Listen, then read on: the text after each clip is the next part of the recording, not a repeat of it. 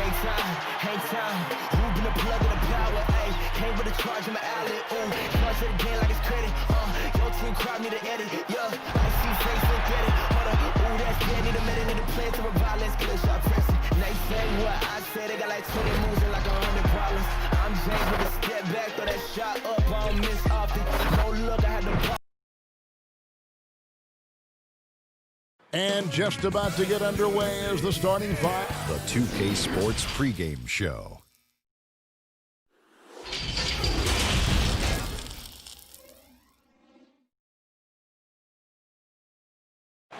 Welcome, everyone, to NBA basketball. Hey, Nate. Well, tremendous athleticism. Thanks, D.A. And now a chance to take a look at some numbers for Brogdon. And he's not passing the ball as well this month. If you look at his numbers from earlier in the season, he's not seeing the court as well. It may be a little too focused on creating his own shot than orchestrating for the guys around him. Let's check out Indiana's starting lineup. Lauren and Turner at the 4 and 5. Then there's Malcolm Brogdon. Then there's Victor Oladipo. And it's Holiday in at the 2-guard spot. And for the Magic, at the 4 and the 5, we have Gordon and Vucevic. Augustine and Fournier are the backcourt tandem. And it's Ennis in at the small forward position. Oladipo goes in. And they pick up 2. Toward the end of the season, some players hit a wall. Others come alive. They can see the light at the end of the tunnel, but that energizes them. What can a guy do to keep improving till the season's end? Well, I think it starts first with mindset, Kevin. Staying ready, which means you have to be diligent about staying in shape, getting your extra work in if you're not getting the reps in games. Stay even-keeled emotionally. You can't get too high or too low. Keep that professional perspective. I'm a pro. I'm doing what I've always dreamed of doing. I'm getting paid well to do it, and I'm going to focus on getting better each day. Excellent perspective. Here's Augustine after the made shot from Victor Oladipo, and it's Vucevic missing. You know, the fact is he's not a lock from there, but he was open enough to where he should have hit that shot. Holiday finds Brogdon.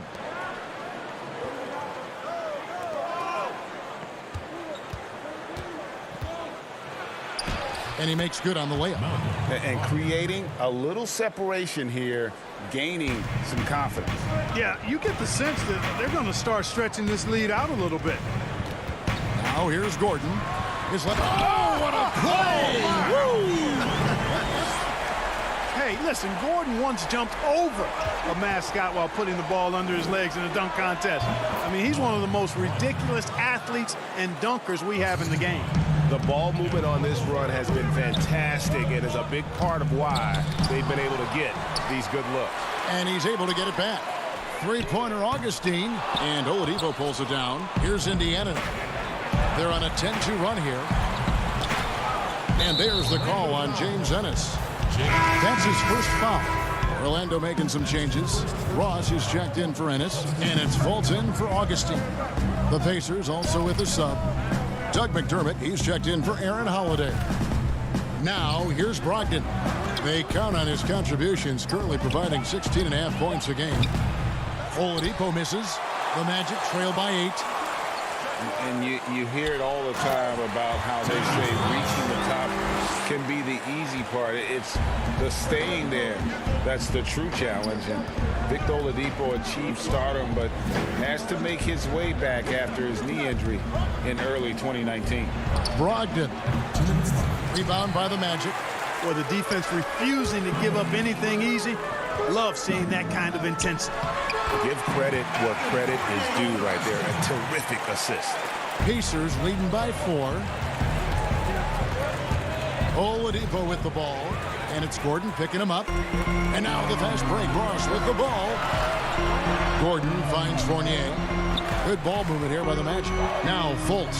Vucevic with it. Guarded by Oladipo. For 3. Ross. Back to Vucevic. From deep. No good from Ross. He missed that one, but I've seen him drill shots from that distance in warm-up. Well, that looked to me, guys, like a heat check and was maybe a step out of his range. Now, here's Oladipo. He had a 27-point outing in their last game against Boston. And he also dominated the glass out there. He hit the boards hard and often. The Magic trail by 6. Fultz the pass to Vucevic. Ross on the wing.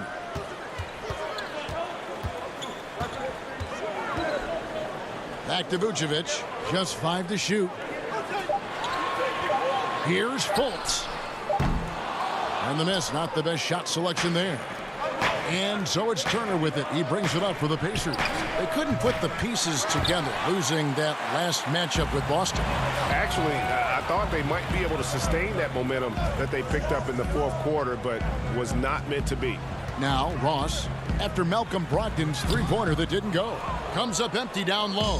Oh, you've got to be able to deliver when you get a bunny like that. That's just too easy of a shot to miss. Here's Gordon. And we're going to have a jump ball. It's tied up there. You two players.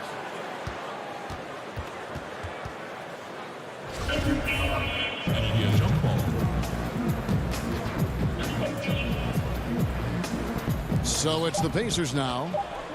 He gets it up. Buried from outside. But I don't know. I think we may see a review here. That was pretty close. And it looks like they are going to review the play. The question, did he get the basket off in time? And honestly, guys, in real time, I couldn't really see whether he got it off in time. But with the benefit of replay, it seems pretty clear that the clock expired just before the release. And you know, as a player, you're aware of that clock ticking down on you. But within that last fraction of a second, it's really hard to know when you're focusing on your release and the defenders if you waited just a split second too long. And we return to the second quarter, and Noche Latina specialized jerseys on display. Welcome back, everyone. And let's quickly break down the game, guys, we have seen from Indiana. What do you think? You got to credit their defense, communicating, rotating, making plays on the ball. They've got them rattled. It's only the first quarter, and already they've made enough big plays on defense to last really an entire game. They've got Terrence Ross. Fultz is out there with Carter Williams. Then it's Bamba, and it's Birch in at the 4. That's the group starting the second quarter for the Magic. And though they've made the playoffs 4 straight years, Indiana can't seem to get past the first round. And it's not for a lack of effort, guys. The effort is there. The chemistry and continuity is there. They suffered a big, untimely injury, though, one to Victor Oladipo. It's been hard for them to attract top free agents as well. Well, you talk about physical gifts for the game. Mo Bamba, a 7-footer with the longest wingspan, 7'9.5", and that gives him a huge sphere of influence. Here's what Orlando's going with right now. Ennis comes in for Terrence Ross. And DJ Augustine subbed in for Fultz. Outside Holiday. The 19-foot shot. You love the energy that Bamba plays with, guys. I mean, when he's on you, this guy wants to shut you down. He wants you to not score at all. And Augustine kicks to Ennis. Pass to Bamba. Ball's knocked loose. 4 on the clock. Orlando needs to get off a shot. Here's Ennis. Once again off the mark, Orlando. You look at Bamba able to touch the rim while still on the ground. And he gets off the ground pretty well, too. A good athlete, still getting stronger and developing his feel for the game. But he has something you just can't teach. Passes it to Augustine. And here's the fast break. Pass to Sampson. He kicks to Holiday. Here's Sampson. Here's Sumner. Guarded by Augustine. Outside Holiday. Fires top of the key. And he overshot that one, missing. Boy, defense non-existent there. But they catch a break as he whiffs it. Ennis, good. Yeah, nice vision from the little fellow there. Augustine making it easy for his teammates by finding the open man. Now, here's McConnell. Guarded closer. It's rebounded by Carter Williams. The Magic trail by 6. Here's Ennis, and Ennis slams it in. Every team looking to get easy ones in transition. I think one of the best ways, guys, to score in transition is that quick hitter after the first burst. Bitadze, the pass to Sumner. Fires from 18. That one rolling around and rims out. Orlando, they've gone 2 of 5 in the field here in the second quarter, shooting 40%. And there's the foul. It'll go on T.J. McConnell. That's his first foul. Mark, you know, some players just don't need a lot of rest. They could play basketball all day, every day, and don't want to be taken out. They've all got a lot of engine in them. Yeah, they do. 24/7 guys, we call them. They don't need a lot of fuel, and it seems like they never are out of fuel. Guys like Paul George and Russell Westbrook come to mind. Once again off the mark, Orlando. Indiana leading by 4. Holiday attacking. Stolen by Gordon. And a look at how the offensive approach has been going here so far for the Pacers. You know what, guys? It looks to me like they're really in sync here, all on the same page. They've already got a bunch of assists. And the other thing that's been equally as effective is the fact that they've gotten out on the fast break. A lot of points coming in transition. Terrence Ross is checked in for Michael Carter-Williams. Oladipo, he's checked in for Indiana. The shot by Turner, no good. Good offense squaring up against better D there. You got to appreciate that stop. And Augustine kicks to Vucevic. Ross with a wide open look. And that won't go, missing the go-ahead bucket. Something that's kept this game close is the fact that the rebound stats for both teams are almost identical. The battle to a standstill on the boards has really been something to watch, and the game's not over yet. We'll see if one of these teams maintains more energy than the other going down the stretch. And the Magic making a change here. Fultz is checked in. Here's Oladipo. The offensive rebound. Boy, how about the determination of Turner? I mean, he's a wrecking ball on the glass on both ends of the floor. Just doesn't give up on plays. To the middle. Here's Vucevic. Lays it up off the glass. And those are the kind of nice inside looks they've gotten here in the first half.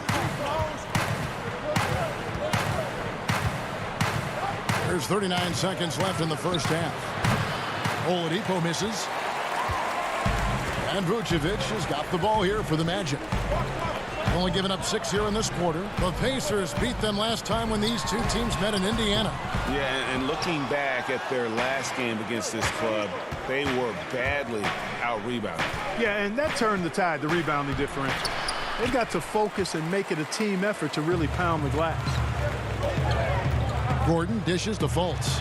And finished off by Fultz. Boy, I like how Gordon dishes the ball. When his teammates are open, he finds them on time and on target. A wide open look here for Oladipo. It's good. The assist that time from Holiday. Holiday's got his 4th assist with that last one here tonight. So that'll be it for the first half. Fairly even battle underway in this one. It's the Pacers. Thanks, David. And we'll be back shortly following halftime to get the third quarter underway. And now, the 2K Sports Halftime Show. Hey, welcome back to the... So it's Indiana who's out on top at the half. They've got a 3-point lead. And that does it for our... Siberia had it planned out, curriculum, criteria, change, she feel pain, strain, built up anger. All my life. And as we get into this third quarter, as we've seen so far, neither team able to create much separation on the scoreboard yet. Victor Oladipo really making a difference here. Man, how about the amount he's contributing in the scoring column through 2 quarters? He has been terrific. And you know what? They've come at him a few different ways defensively, and nothing has slowed him down. And on the floor for Nate McMillan starting the second half. Warren and Turner at the 4 and 5. Then there's Victor Oladipo. Then there's Malcolm Brogdon. And it's Holiday in at the 2 spot. Down to 5 on the shot clock. Here's Gordon. No good off the front iron. I think in that situation, it was a nice try to create some space for himself with the fadeaway. And you look out there at the Magic, one of the taller teams in our league. And, you know, that's a philosophical bent. for the front office. They want long, athletic players. Draft guys with great length and then develop their strength and skill level. And I actually kind of like that approach. Have a philosophy, stick to it, and be true to it. You look at Oladipo, and he is really embracing his role as the leader of his team. He's a ferocious competitor, but also a compassionate, good teammate. Gordon against Brogdon.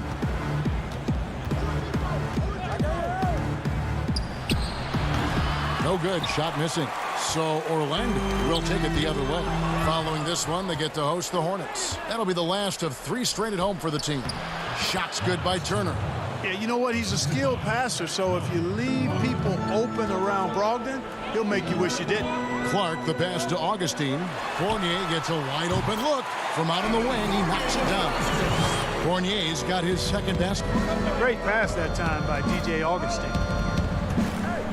Turner finds Brogdon. Some nice passing here by Indiana. Holiday against Augustine. And the shot goes in. And the Pacers lead by 7.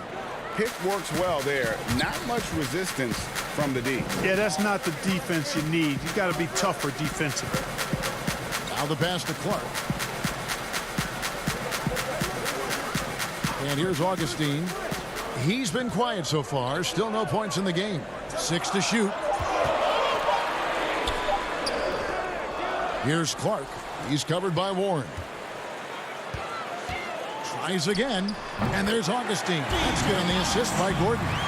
And I think this is an area where Augustine is deadly. A high percentage mid-range shooter. Outside Holiday. Over Augustine. Bank shot. No good. And smothered him on that mid-range attempt. As a defender, he's going to just be a bothersome, worrisome guy, making you miserable all night. A hand in your face on every jump. Here's Clark. Nice D from Warren. Pacers leading by 5. Oladipo goes in. It's good. At that basket, he's now 5 for 9. You know, guys, this is not the first time we've seen Oladipo go off. I mean, he's a score, first guard, and very aggressive. And a player who flew under the radar last year, Malcolm Brogdon. Pacers wanted to add him over the summer. Got a hefty deal from Indiana to leave the Bucks. Exactly the kind of player that the Pacers need. And Vucevic throws it down. No higher percentage shot than that, guys. You love seeing Vucevic finish at the rim like that. Excellent aggressiveness there. Outside Holiday. Over Augustine.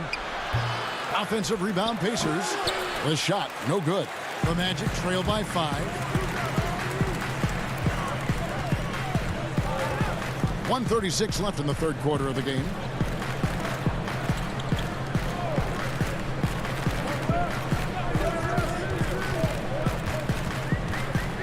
Pass to Gordon. It's over Brogdon. And it's Gordon missing. Indiana leading by 5. And that one's good, Brogdon. Brogdon's got 6 points. Love how Brogdon runs when the break is on, determined to beat everybody down the floor. Clark, the pass to Vucevic.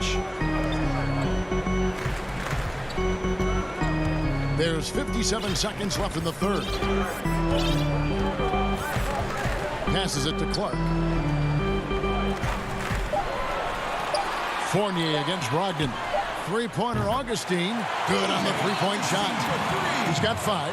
You know, typically, guys, Augustine is setting others up. Nice to see him get a pass himself and drill the shot. Now, here's Oladipo. He's got 13. They get the rebound. And Warren able to finish. And the Pacers lead by 6. Well, we've seen that movie a few times, haven't we? An easy bucket in the paint. Well, listless and lifeless at the defensive end. I mean, especially inside. They've really got to pick up that interior defense. Fournier's shot is off. You can't look at the result of that shot. They'll take that whenever they get it. Well, you know, I hear you. That's a good look. But when you're that wide open, I think you got to knock it down. It's basically been all him. I mean, he scored most of the points himself.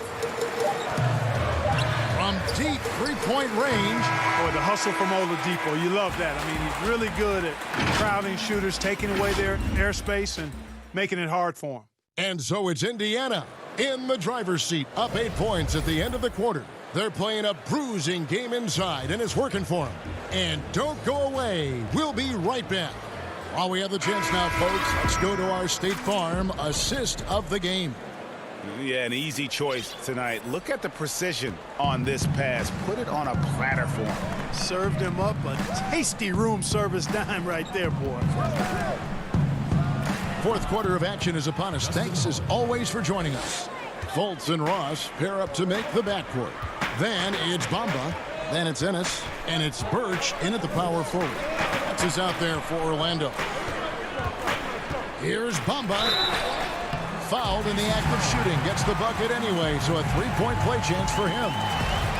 You know, guys, it's really all about focus while under pressure. And right there, Bamba shows why that's a valuable trait to have.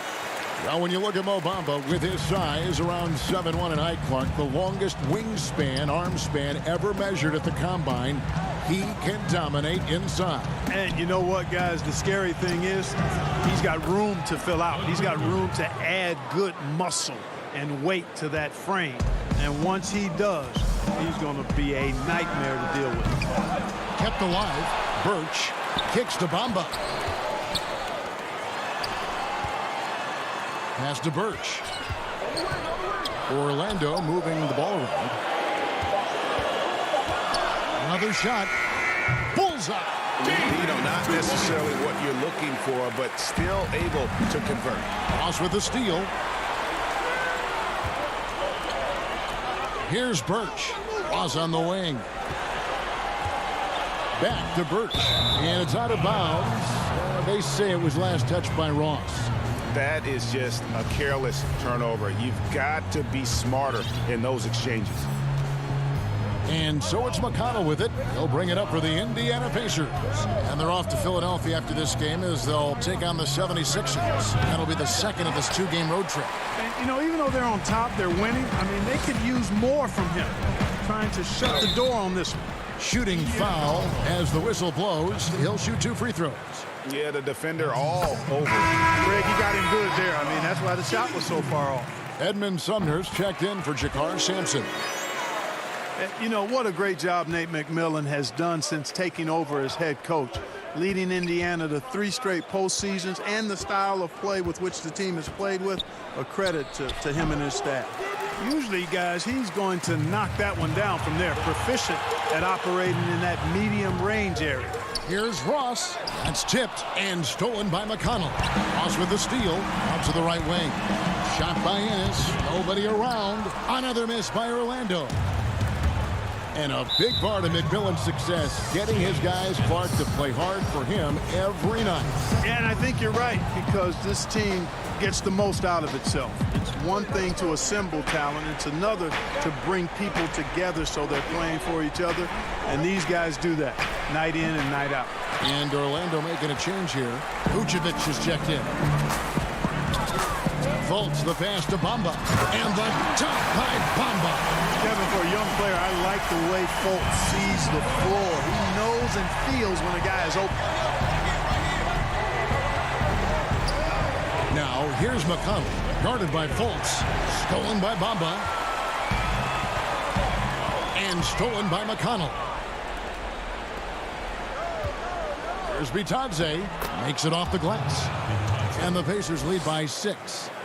And taking a quick look here at the hustle stats for the Pacers.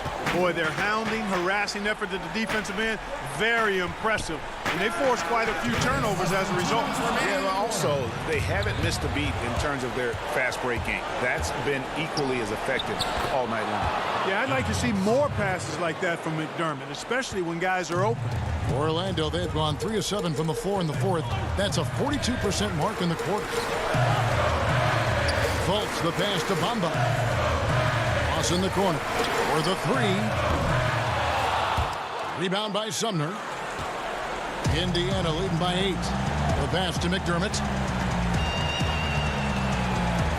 Here's Bitadze. Pass to McConnell.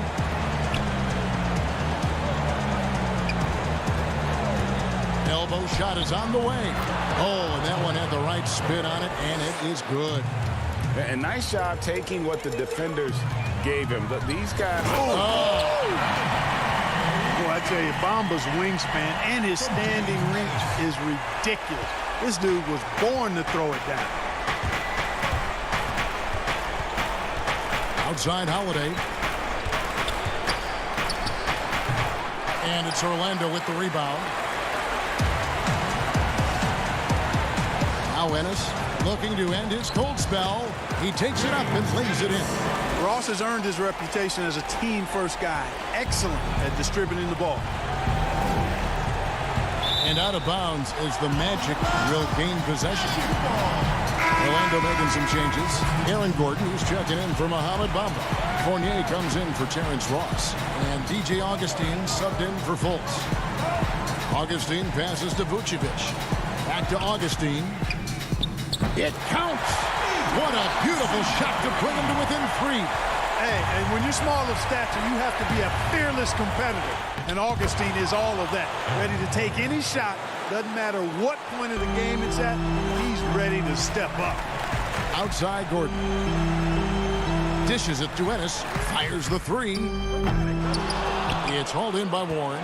And you could tell he thought he had a little more space, but the defender was right there. You know, that's a trademark of his defense. Quick to react, close down the shooter, and then affect the shot. Brogdon outside. Just 4 to shoot. The dish to Warren. It's Oladipo on the wing. Whoops, there's the 24-second shot clock violation, so they'll turn it over.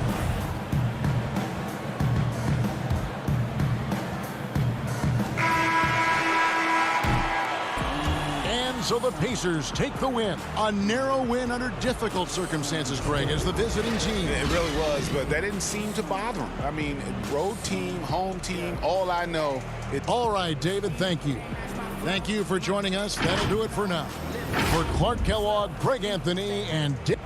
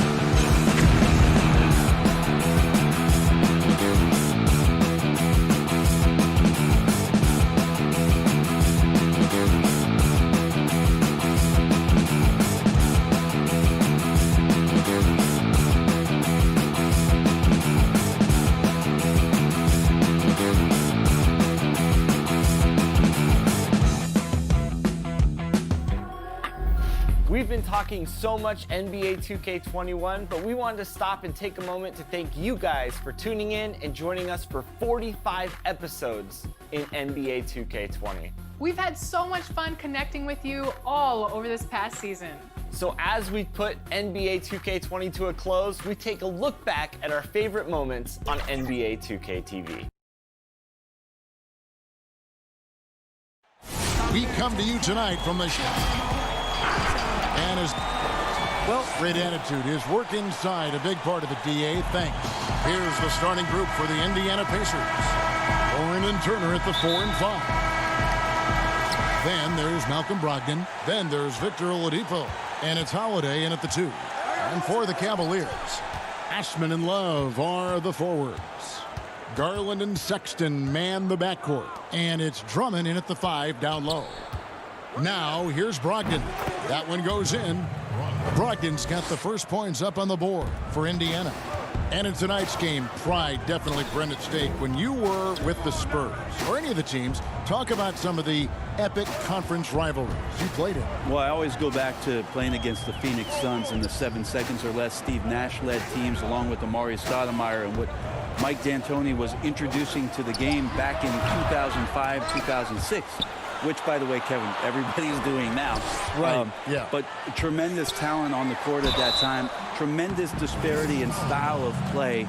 And watching Steve Nash during MVP years trying to conduct his team against the vaunted Spurs. Fantastic, incredibly competitive match. And a lot of speed. I mean, it was eye-opening to watch. And it was the Spurs trying to catch up. So how are we going to do the Rock'em Sock'em game against the 7 seconds or less?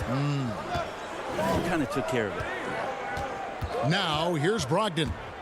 They count on his contributions, currently providing 16.5 points a game. Lays it up and banks it in. Wow, through contact, Brogdon, a nice job there. Just a will to score on that play. Now here's Sexton, guarded by Holiday. Back to Love. Poked away. Stolen by Warren. Holiday goes in. And he drops in the layup off the glass. Well, the size that Brogdon has at the point guard, a good job of finding somebody over the top. Sexton kicks to Garland. Sexton the pass to Love. Fires from deep. Up again. Tries yet again. He lays it in. Yeah, I know Kevin Love has slimmed down through the years, but the fundamental part of boxing out and using his body is not something that he's lost. And in the summer of 2018, Kevin Love signed a 4-year, $120 million extension to remain in Cleveland. Yeah, and Kevin right now is the bridge from what was to potentially what will be. And in that what will be scenario, what will be happening is Kevin Love probably gets traded at some point. But he's been great for Cleveland. He's been a great ambassador for the city. The things that he's doing off the court philanthropically have been amazing. And Kevin Love is not done in the NBA. Still another team out there for him to go to and contribute to. The Pacers making a change here. McDermott's checked in. Love the pass to Osman. Cleveland moving the ball around. Garland with it. Brogdon picks him up. Just 3 to shoot. Second shot opportunity. And it's Osman missing. And Brogdon has got the ball here for Indiana. They went to Cleveland for their last meeting with the Cavaliers, and they came out with a win. And you gotta love a team that can maintain its composure on the road, take good shots, and knock them down with confidence. Well, awesome to see in that last game how the motion in their offense didn't stop because they were in some hostile territory. Now here's Love. Victor Oladipo unable to get his last shot to go. Not a lot of room to spare on that jumper, but Love still manages to bury it. It's Oladipo on the wing.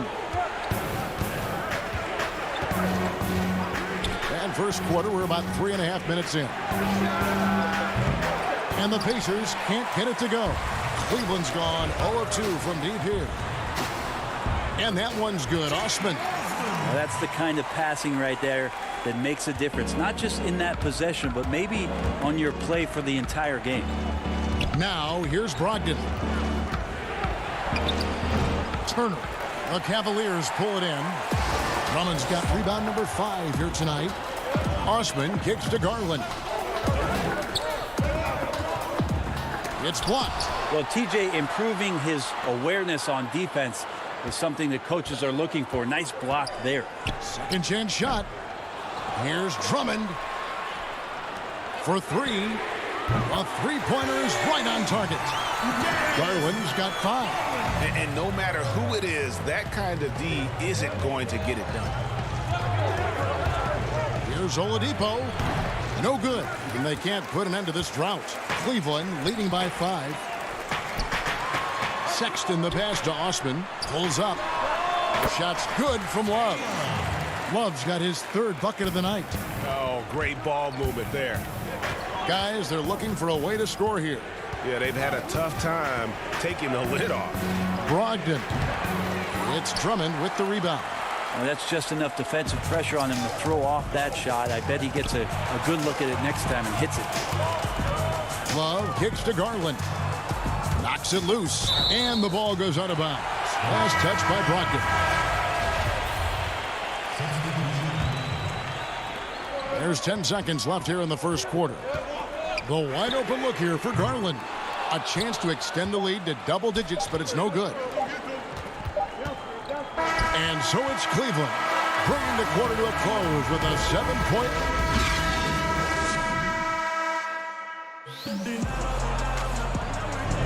And for those of you just tuning in, the second quarter of action is where we're at right now.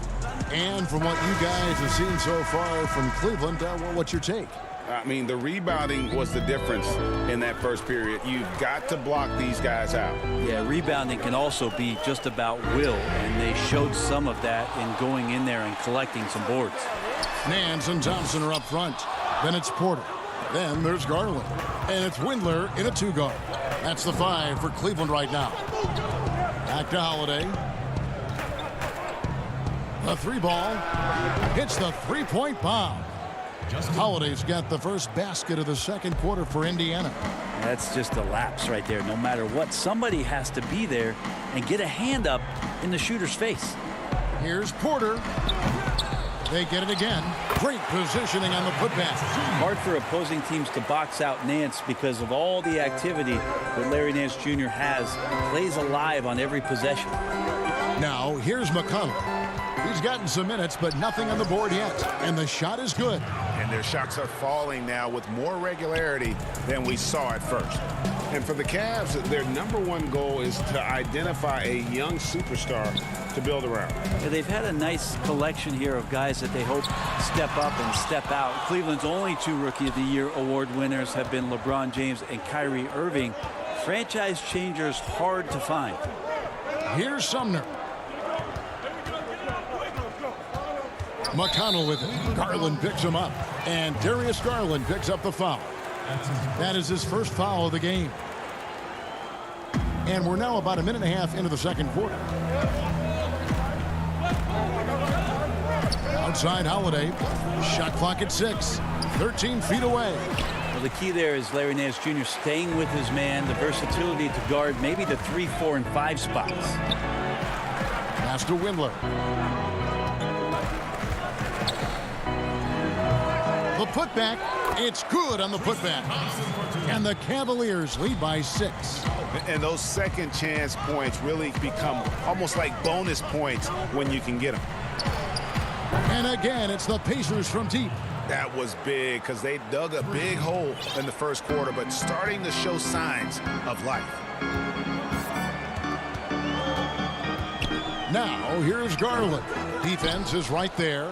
They've been able to have some team success in this game despite what's been an awful shooting night for him. Here's Holiday. And the pass to be Johnson. Here's McConnell. He's got 5. To the left wing. Sumner kicks to McConnell. From the high post. No good. Cavaliers go the other way with it. And boy, have they been hitting the backboard in this game or what? Kind of surprising. It's such a tight game. I'd like to see Larry Nance Jr. keep working on the interior part of his game. Shots like this can help his confidence. Here's Sumner. Larry Nance making his last shot. And Garland comes to help. And there's the whistle. 3-second violation. You know, officials try to be as objective as possible, Brent. It does sometimes feel like we get superstar calls, correct? I think there's absolutely superstar calls, Kevin. And, you know, the purist in me wants the referees to keep it fair. But understanding that the game is entertainment and understanding what it takes to be that level of player, every now and then seeing a guy like James Harden getting a few more free throws or watching Giannis find his way to the line a few more times, I shrug my shoulders and I say, yeah, I actually kind of get it. Yeah, good example. The shot's good from Nance. It took a little bit of time, but now he's taking the pen off the cap and putting his mark on this game. Holiday looking for an opening.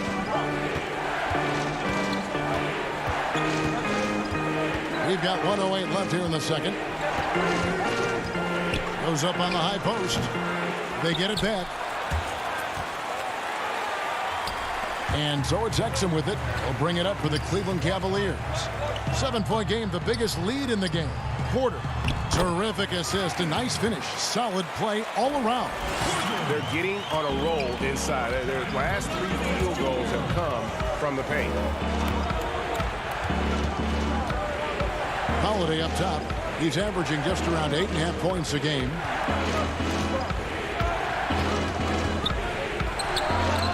Pulled the shot a little left, but the bounce goes his way. Holiday's got 5 points now in the quarter. Thompson right side. There's 21 seconds left now here in the second. Here's Exum. Good D by Holiday. Fast break. Here comes Indiana. Pass to be Johnson. Outside Holiday. Outside Holiday. And so it's the quick. Thank you, David. And we'll be back for the third quarter of action following halftime. The 2K Sports Halftime Show. Hey, welcome back to the It's Cleveland out on top at halftime. They have a nice 7-point lead. And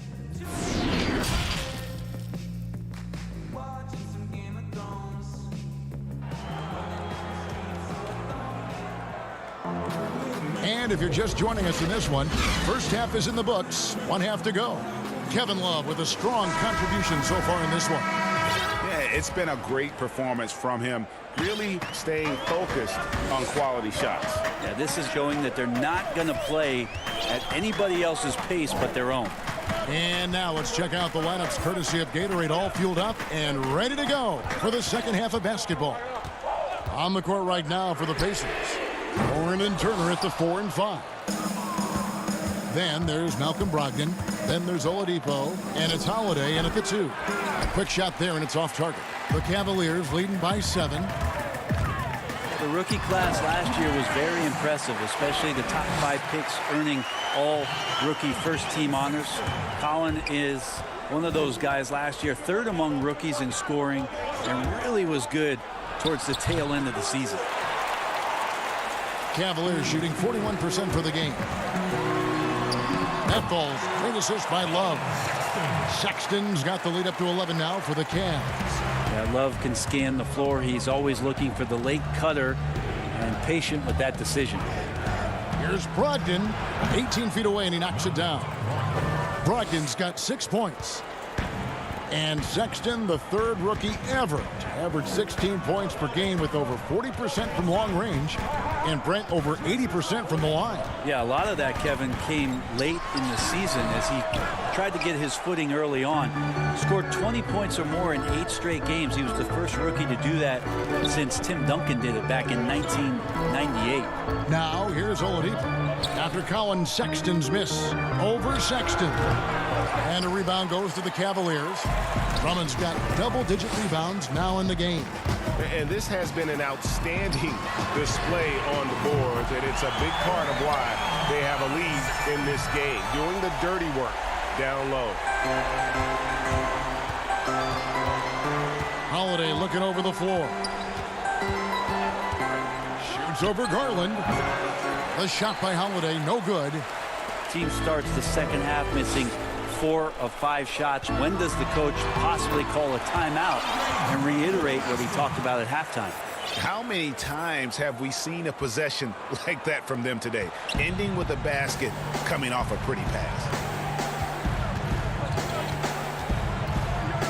A little under 2.5 minutes gone by here in the third. Here's Brogdon, true on the 14-footer. Brogdon's got 4 points now in the quarter. And the shooting has really been there for him today, but he may have to take it upon himself to continue to carry this team and try and get out of this hole. And the layup's good off the glass. 7 points for Colin Sexton. Pretty much all of their buckets coming from inside the paint now. And truly some significant roster changes for the Pacers this past summer. Jeremy Lamb, Malcolm Brogdon, T.J. Warren. They've gotten younger and gotten better as well, if you ask me. Excellent work by the Pacers front office. And it's a completely new group on the floor for the Cavaliers. Indiana also making some changes. Edmund Sumner's checked in for Aaron Holiday. And it's T.J. McConnell in for Brogdon. The shot's good from Nance. Boy, you have to be impressed with the offensive production. They have got it firing on all cylinders. I mean, this team is just dangerous. Right now, every shot that they're putting up feels like it's going in. Now, here's Exum. Kicks it to Dellavedova. Off target from three-point range. Pacers trail by 17. Here's Warren. Buries it down low. Warren's got his first 2 points of the night. I always feel like he's around the rim and sniffing out more points. T.J. Warren feeling very much at ease with that quality of a shot. Now here is Dellavedova. 58 seconds left to play here in the third. Clock at 6. And Thompson kicks to Exum. Some nice passing by Cleveland here. And Thompson gets it to go in on the assist from Dellavedova. Thompson's got his second bucket of the game to go. Here's Sumner. No points in the game yet for him. No good off the back of the rim. Cleveland with the ball. They're on a 16-6 run. From the top of the key. Offensive rebound. Every time they get scored on during this run, it's come from inside the paint. Now, here's McConnell, defended by Dellavedova. A shot by McConnell, no good. The Cavaliers leading by 19. And here is Dellavedova. Nance outside. Shoots the three. Oh, and the buzzer beater's good. Yeah, now they are firing on all cylinders. That shot puts... And so it's the Cleveland Cavaliers cruising into the quarter break with a 22-point lead.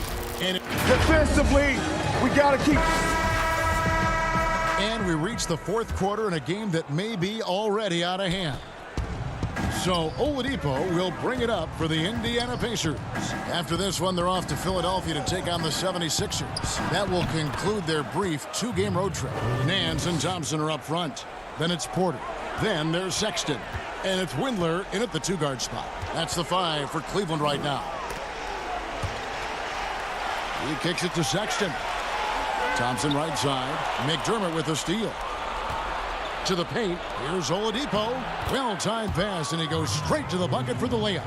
Oladipo's got 4 points this quarter. Yeah, that's a smart pass as T.J. Warren does a solid job finding the open man.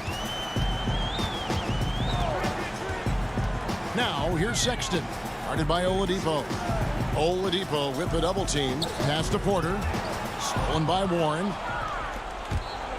And up the court come the Pacers on the break. Oladipo's running. Well, you stood up for 6 teams in your NBA career. What do you think about some of the front office that you came across during that playing time? I think when you find a front office and you move from franchise to franchise is what it is that they value most. And there were some franchises, quite frankly, Kevin, that I played for where they just wanted you to show up on time, get there, play the game, and leave. those franchises end up having a lot of struggle to find some footing in the league. They also find trouble finding attraction from free agency because people understand the culture just isn't there. There are other teams that do so many other things well, Kevin. You feel so much more valued as a player throughout your course of your career. Those are the places that end up sticking with you. And I think the league is doing a great job from top to bottom, moving in that direction. Now, some are doing it better than others. That will always be the case. But the idea around finding more completeness for what it is you provide a player is a great thing for everybody. Locked in right side. It's rebounded by Cleveland. Well, they've been better than good on the glass today, and there is a glaring discrepancy between these two teams in that area. They're consistently finding ways to get the ball inside and taking full advantage. Brent, with advanced analytics becoming commonplace in the NBA, which stats do you personally hold most valuable? Well, it's amazing to talk about effective field goal percentage. I laugh a lot about... Which is everything shooting. Free throws. Yeah, well, I like to use true shooting percentage, Kevin, because that's where you adopt three-point shooting percentage, two-point shooting percentage, and your free throw percentage. Everything. But in talking to a lot of people around the league, general managers and coaches, I laugh inside to myself a little bit like, oh, so now shooting's important? Like what? Like now shooting's important around the league? Right. As if, you know, the time that you go out to start playing basketball, you grab a ball, you go towards the goal, and your goal is to make the shot. And so we're talking so much more about how much shooting is valued. Effective field goal percentage is tremendous, with true shooting percentage being not far behind. We've got 1:48 left in the fourth quarter of this one. From outside, off the mark. Cleveland leading by 20. Pass to Love. Sexton deciding where to go with it. From 17 feet out. And Cleveland again with the bucket. Sexton looking good from that spot on the floor. And one team is just completely outclassing the other tonight. Spirited performance, and it really ignited what is turning out to be a monster win here for the Cavaliers. You know, their big advantage was points in the paint. And they found a way to pound the ball inside, and that was working all game long. And a milestone win for the season. This will push their victory total to 20 wins even. And you know, looking back at all the contributions tonight, it was a really phenomenal all-around game for Andre Drummond. Just a force on the glass, did a fantastic job crashing the boards and coming up with seemingly every rebound. Taken away by Holiday. Brogdon left side to stop the run, and he sinks the layup. Brogdon's got a nice all-around game, and you don't want him to get going. He'll add to the point total with this kind of rhythm. And Sexton has it in the corner. And Cleveland with another turnover here. Dante Exum is checked in for the Cavaliers. Matthew Dellavedova comes in for Garland. Turner's checked in for Indiana. Brogdon outside. Lets it go. That one a little long. About 3 seconds between shot and game clock. There's the pass to Dellavedova.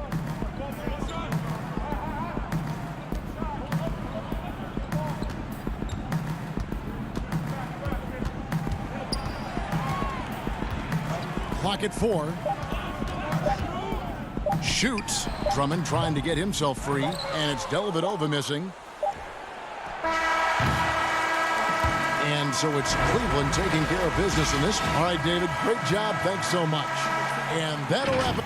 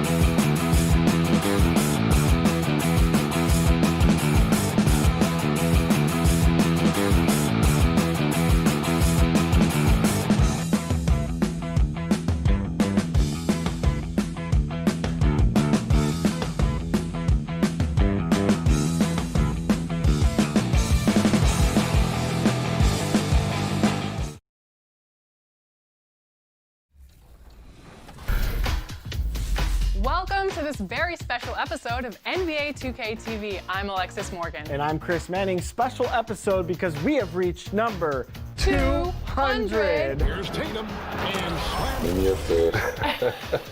You play 2K all the time. You act.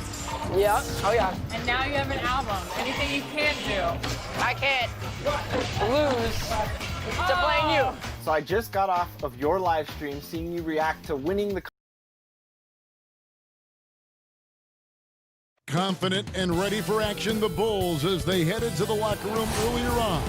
The hometown crowd certain to... And let's check out a breakdown. Looking at some stats for Brogdon. He hasn't been as sharp in the past 10 games as we're used to. It shows in his passing. The assist numbers down. Even the simple passes look tough for him right now. Maybe tonight he can get back on his game. Let's check out Indiana's starting lineup. Warren and Turner at the 4 and 5. Then there's Oladipo. Then there's Malcolm Brogdon. And it's Holiday in at the 2-guard spot. And for Chicago, Porter and Markkanen, the duo at forward.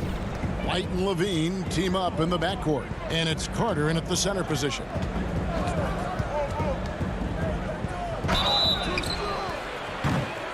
And folks, the coach's challenge has been initiated for a personal foul. Close game like this, and he thought it wasn't a good call. No question, he got bumped on that shot.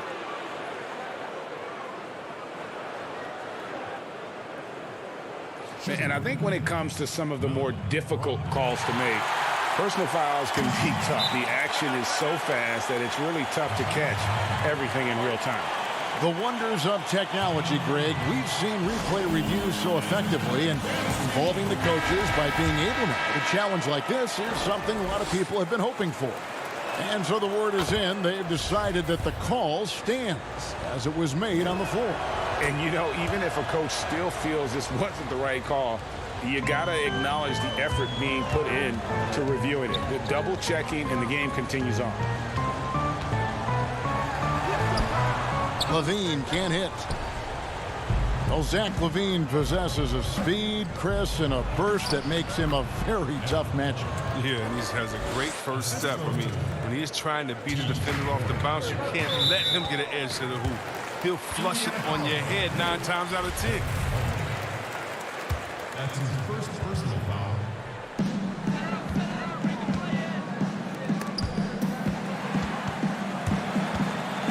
About 1 minute into the first quarter. Right the pass to Porter. Good ball movement here by the Bulls. Levine inside the three-point line. That shot misses. And it's the Pacers taking it the other way. They beat the Bulls during their last encounter in Chicago. Well, last time out, they got the win in large part because of the play of their bench, and they provided a lot of the scoring punch. Well, it's such a boost. I mean, not something you want to have to count on every night, but you can tell how much they trust their reserves. Inside. The shot by Turner, no good. Nothing less than that kind of defense will cut it against them. That's just great work inside. Here's the three. And again, no good by Chicago. Just 1 for 5 from the field now. I mean, they've come out flat. They need to pick up the energy. And White with the block. And I love seeing White use that athleticism on defense. Great hustle to swat that shot. Look, he may not be thought of as big for a center, but with his ability to go vertical, he sure plays big. And it's Otto Porter with the foul. That's his first foul. That's his first personal foul.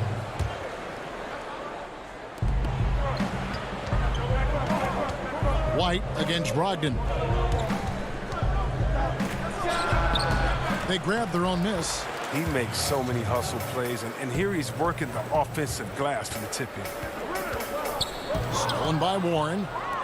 Got a piece of it, and it goes out of bounds. That one's off Holiday.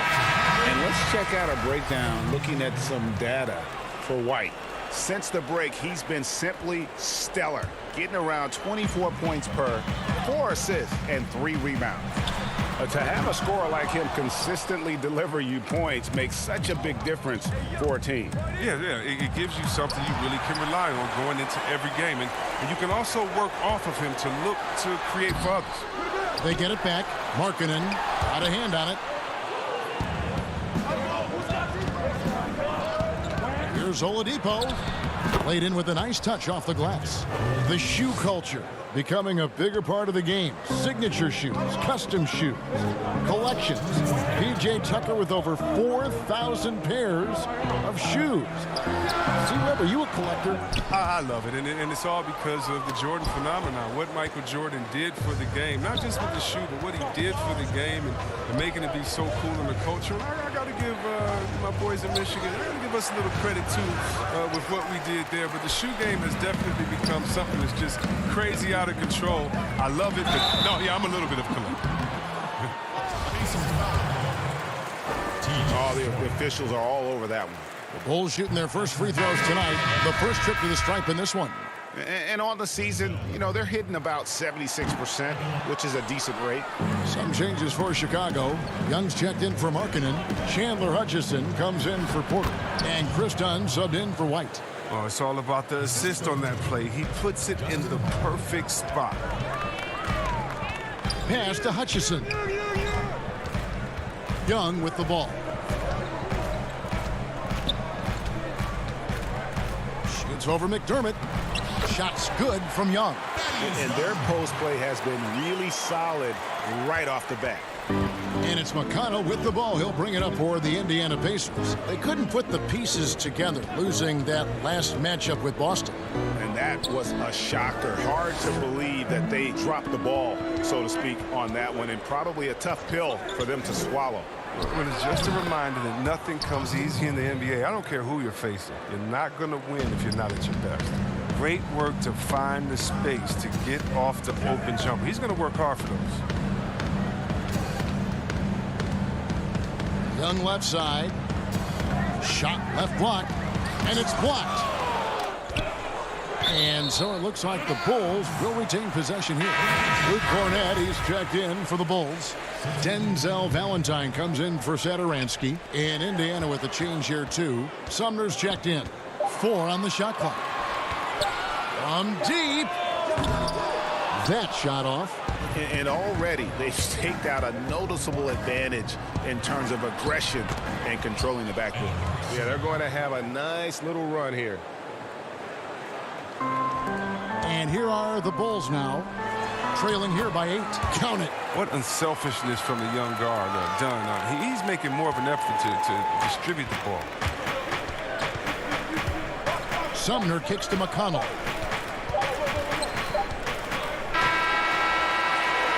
And so the first quarter is in the books.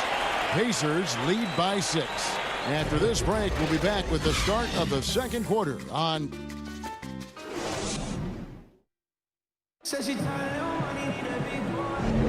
And buenas noches, basketball fans. It's Latin night here on 2K Sports. And you might have noticed the custom jerseys worn by the players. And when you consider how the Pacers are doing, guys, what do you think? What we saw in that first quarter, they won their matchups defensively. Yeah, they really got after it. I mean, they made life extremely difficult for the shooters, which is why they hold this lead. They've got Harrison. Young is out there with Valentine. Then it's Chris Dunn. And it's Cornett in at the pivot spot, manning the middle. That's the 5 out there for the Bulls. Dunn attacking. And he gets the whistle for the 3-second call. While we have a break, we can see which teams have made the most of their second chance opportunities over the last 10 games. 4th, the Bulls. I mean, you love their aggressiveness, not settling for one shot offensively, but really running down those loose boards and converting for extra points. Bulls trail by 8. The pass to Harrison. That's in, coming off an assist from Dunn. You gotta love his hustle, leaving the defense no time to react. And how about then not settling? I mean, instead of being lazy with the shot selection, they go right to the rim. McConnell scanning the floor. Rebound by the Bulls. Very dangerous to leave a guy like that open. Lucky break there for the D. Starter in this league for almost a decade. Thaddeus Young's numbers, Greg, won't blow you away. So what is it that makes him a winning player? I think it starts with his defense, Kevin. Drawing charges and getting deflections. His quickness puts him in a position to make those effort plays. He hangs in there and cashes in on the second chance points. And that's a pure hustle play, getting to the offensive glass for the chip in. And that's the kind of quality you see in any strong offensive rebounder, isn't it? And they're passing the ball very crisply here. We're now about 2 minutes into the second quarter. Pulls up, high post. Sampson controls the rebound and puts it back up and in. Sampson's got the lead up to 8 now for the Pacers. For Chicago, they've gone 2 of 3 from the field here to open the second quarter. Done outside. Passes it to Cornette. All alone. And that one is off. He's as surprised as anyone with that, Vince. When he's left alone like that, you can usually count it. Holiday, the pass to be touched. Holiday against Dunn. Offensive rebound. Pass to Holiday. And the call will be against Thaddeus Young. That's his first foul. Zach LaVine's checked in for Chris Dunn. The Pacers also changing it up. Miles Turner, he's checked in for Jakar Sampson. Warren comes in for Justin Holiday. And Aaron Holiday is subbed in for T.J. McConnell. Second quarter of play with almost 3 minutes gone. Sumner passes to Warren. 5 on the clock. Baseline try. Sumner's shot is off. Bulls trail by 8. They need a good offensive possession. Yeah, they've gone a long time without a bucket. Moving it around, 8 of their last 10 coming off assists. Pass to Holiday. The tray. His second shot goes in. Off to a good start. 2 for 2. No, he just caught the defense napping. He shoots a very high percentage from three-point range when there's no hand in his face. LaVine, good. LaVine's got 4 points this quarter. That's the 10th straight point they've given up in the paint. And there's the pass to Sumner. And here in the second quarter of action as we approach 4 minutes played. Banked in off the glass. Sumner's got the lead back up to 9 now for the Pacers. I mean, the number of points they've scored in the paint already here is eye-opening. Harrison passes to LaVine.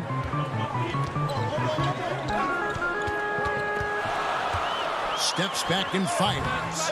Again, LaVine missing. Indiana leading by 9.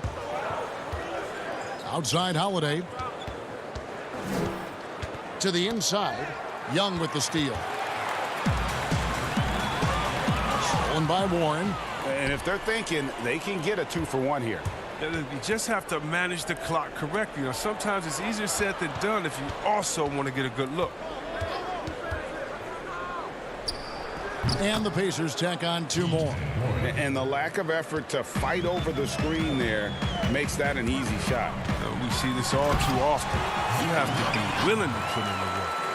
And wait to finish and cut into that lead a little bit. Yeah, but look at the basket, guys, still shaking. And Holiday kicks to Sumner. Over LaVine. Sumner's shot is off. No doubt he's struggling right now from the field. Let's see if he can get it. Whoa, what a finish! Run that back. I want to see the replay now. Got to give LaVine some love. Many of the dunks he pulls off are just flat out nasty. Gets it off. No good on the last second attempt there. And so it's Indiana. It's the 2K Sports Halftime Show. Welcome back to so it's Indiana who's out on top at the half. They've got the 7-point lead. And that's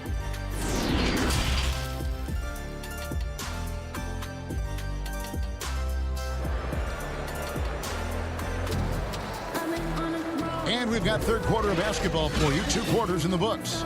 You look at Zach LaVine, he's really been playing well. No problems fighting his way to the rim in this one. A lot of points in close. Yeah, slicing through the gaps in the defense. I mean, getting many of his buckets in the paint. And on the floor for Nate McMillan starting the second half. Warren and Turner at the 4 and 5. Then there's Malcolm Brogdon. Then there's Victor Oladipo. And it's Holiday in at the shooting guard position. And so it's Porter bringing it up now for Chicago. 7-point differential. That's a double whammy, guys. That's right. A great defensive play, then the emphatic stuff. Oh, yeah, bang, bang. An impressive sequence that has them fired up. 2 free throws coming up, and they call the shooting foul. Oh, you just watch LaVine play, and you can see the athleticism he possesses. Greg just explodes anytime he wants to. And guys, with LaVine, the speed and first step have always been there for him. But you can see the strength he's added to his game since his rookie year whenever he goes at the rim. I mean, and when you think of LaVine, I mean, his dunking ability comes to mind. I mean, he's proven to be an elite poster maker. And Zach LaVine gets the whistle that time. That's his first foul. Brogdon outside.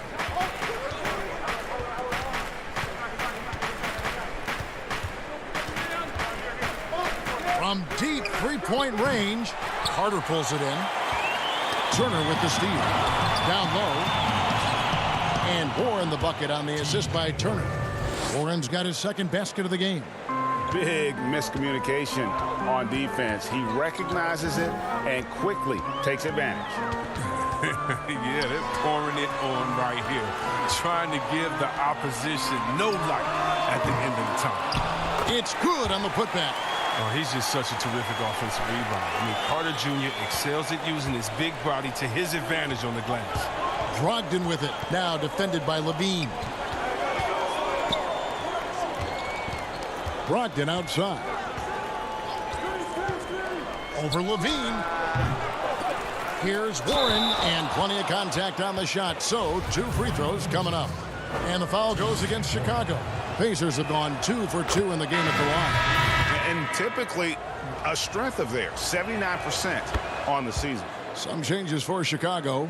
Chandler Hutchison, he's checked in for Carter. And Satoransky subbed in for Zach LaVine. In Indiana with the change here too. Doug McDermott, he's checked in for Aaron Holiday. And it's important that Markkanen develops his floor awareness. I mean, passes like they're going a long way. And Coach Jim Boylan agreeing to a multi-year extension with the Bulls this summer, Greg. And taking that interim tag off his title as head coach, Boylan, with over 30 years of coaching experience, afforded the opportunity to continue developing this young core. Here's Hutchison, and it's Chicago scoring again. Nice and steady so far in the second half. They're 3 for 4.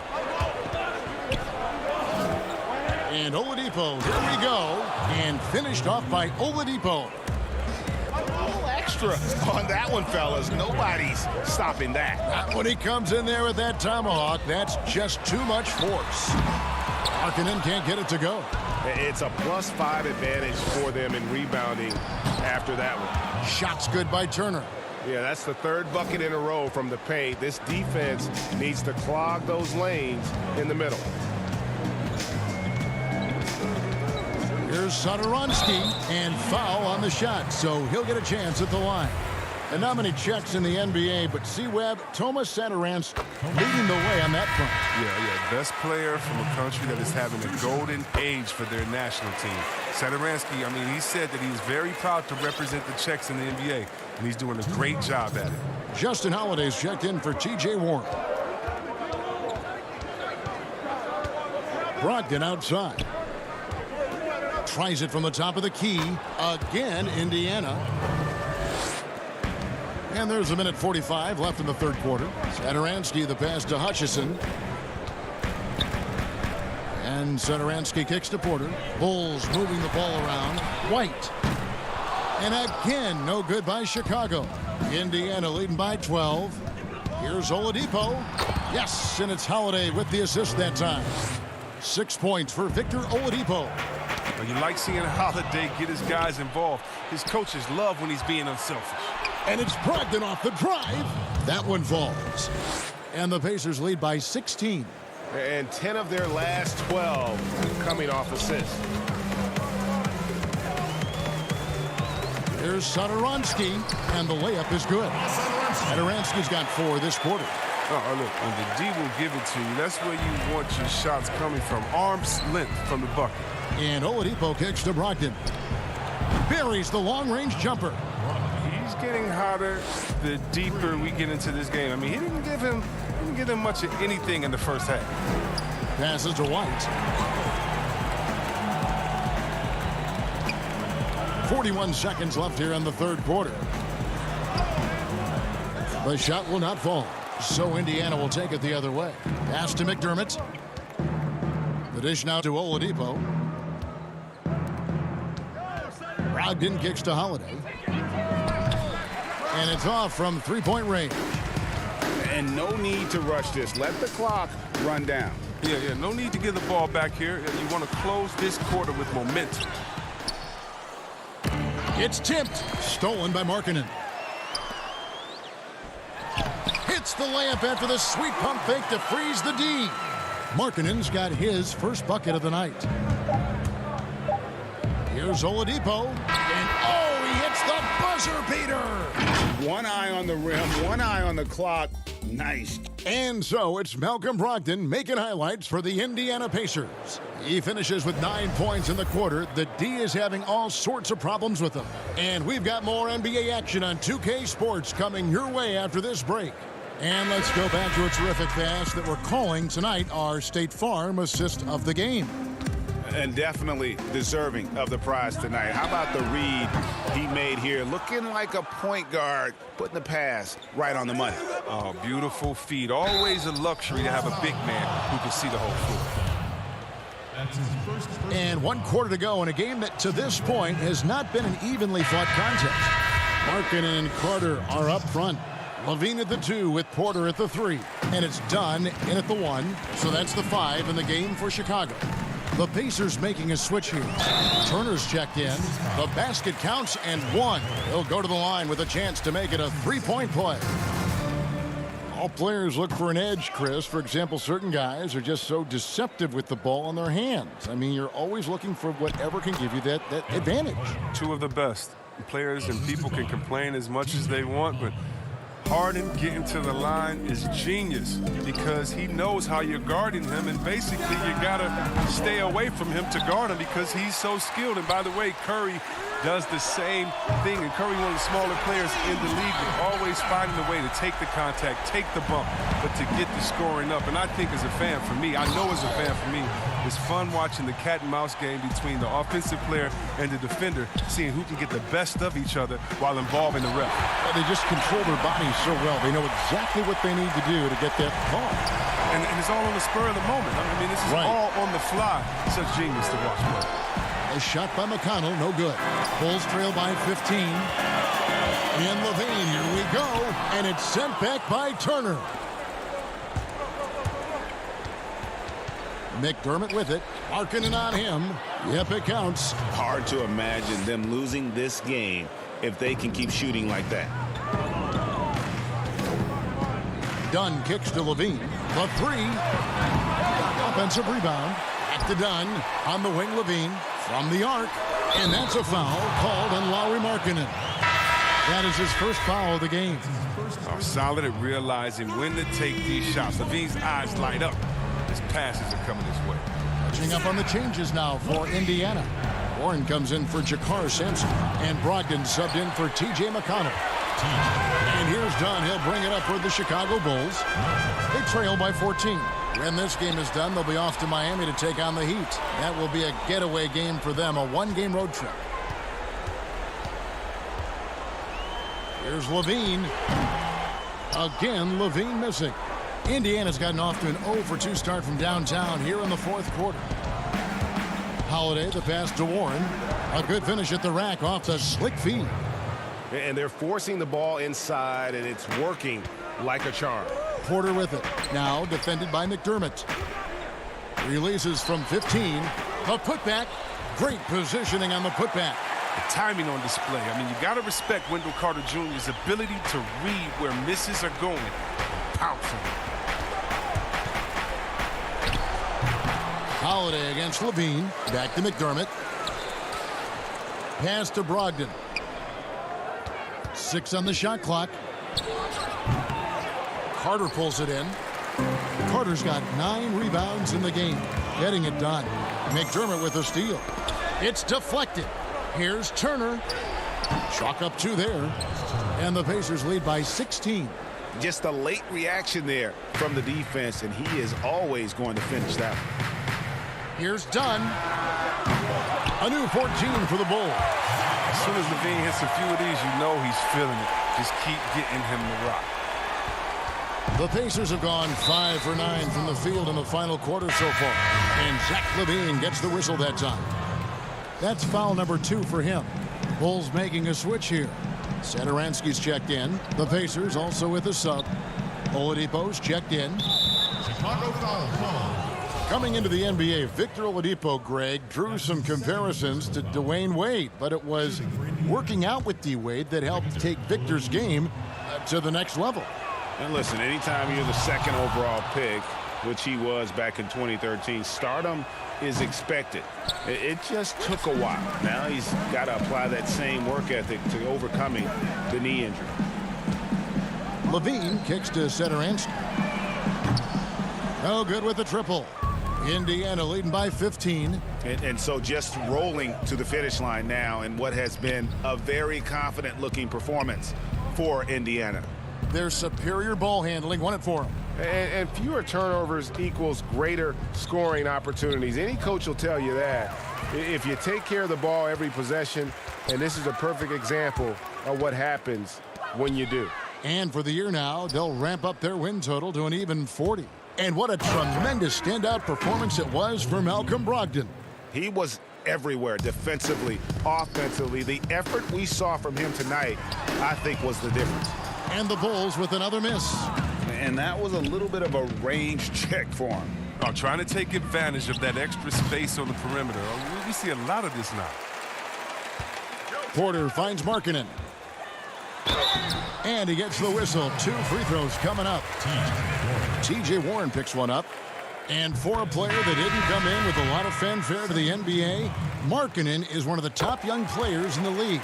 Yeah, call him the marksman or the finisher.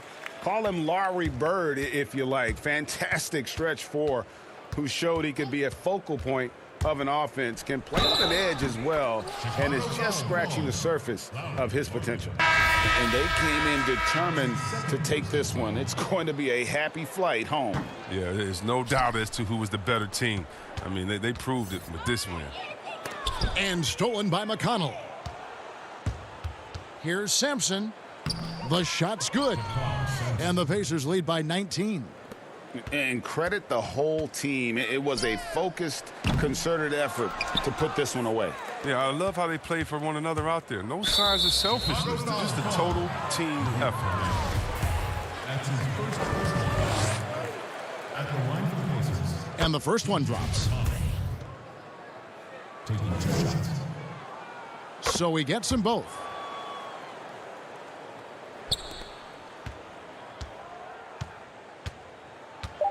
And here is Satoransky.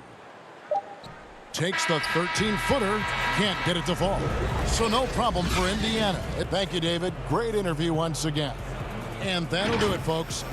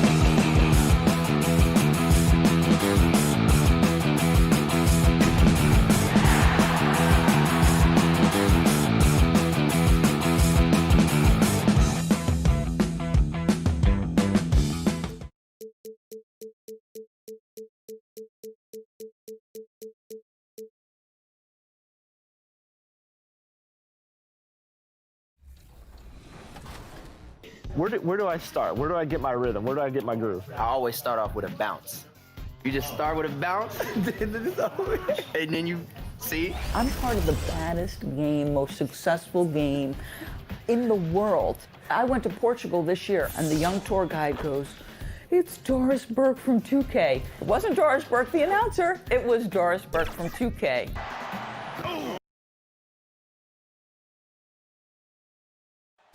Downtown Indianapolis moving at warp speed in this time-lapse footage. We're in the basketball hotbed of Indiana. Welcome, sports. As we get a break in the action now, let's take a look at the East and how the teams are stacking up. If you look at Indiana, if the playoffs started today, they'd hold the number 5 seed. Of course, they're looking to build on that. And, of course, the Magic, a few slots below them.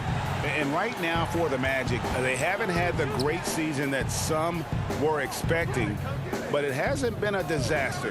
They just need a few things to go right for them down the stretch. It's an amazing thing. If you can get a couple of wins, generate some momentum, you've got to believe they'll be just fine. A look at the Magic starting group. Augustine and Fournier are the backcourt tandem. At the 4 and the 5, we have Gordon and Vucevic. And it's Ennis in at the 3 spot. And for Indiana, Warren and Turner at the 4 and 5. Then there's Malcolm Brogdon. Then there's Oladipo. And it's Holiday in at the 2. What great athleticism with both these teams. I mean, it's every move so graceful, so skilled. I mean, majestic. It is, Kevin. There's an explosiveness. There's this speed that is absolutely incredible to watch. Every possession up and down the floor could have the potential highlight reel. And you look at this Magic roster, so much potential. I think, Greg, they have done a great job of drafting to the style of play they want to play. Guys who want to get after it on the defensive end. Guys who can switch and slide on the perimeter. Guys who can protect the rim. That is the backbone of this organization. This is about the last guy you want to send to the stripe right now. They keep fouling him, and he keeps making them. From deep. Ennis misses. Well, this is what you call your big man playing big. Terrific work on the glass. Fournier against Brogdon. And Turner kicks to Holiday. Some nice passing here by Indiana. Here's Gordon. The putback. He hangs in there and cashes in on the second chance points. Just in a perfect position to grab that rebound and then get the putback. Brogdon outside. Pass to Holiday. It's up a 3. No good on the shot. So Orlando will take it the other way. Outplayed in the previous game on their schedule, losing to Chicago. Gordon, and then Gordon with the dunk. Well, clear the runway, gentlemen. Aaron Gordon decided to finish with authority. Brogdon outside. Passes it to Oladipo. Jacks up a 3 with the putback, and Turner stays with it. Oh, how about the finesse there? Nice little gentle touch on the board. And you know, when you have that gentle touch, those tip-ins are easy to come by. Now here's Gordon. He's certainly been a consistent piece of their offense, averaging about 14.5 points a game. This guy's so polished inside. Nikola Vucevic, great at being assertive and earning these fouls. This is his first chance at the line tonight. He's off on the second. 7 feet, 260 pounds. Vucevic has a big, strong body with great footwork inside, Doris, but he doesn't shoot a lot of free throws. He doesn't, Kevin, and he can struggle at times to finish through contact. If he were a better leaper, I think he'd get to the line more.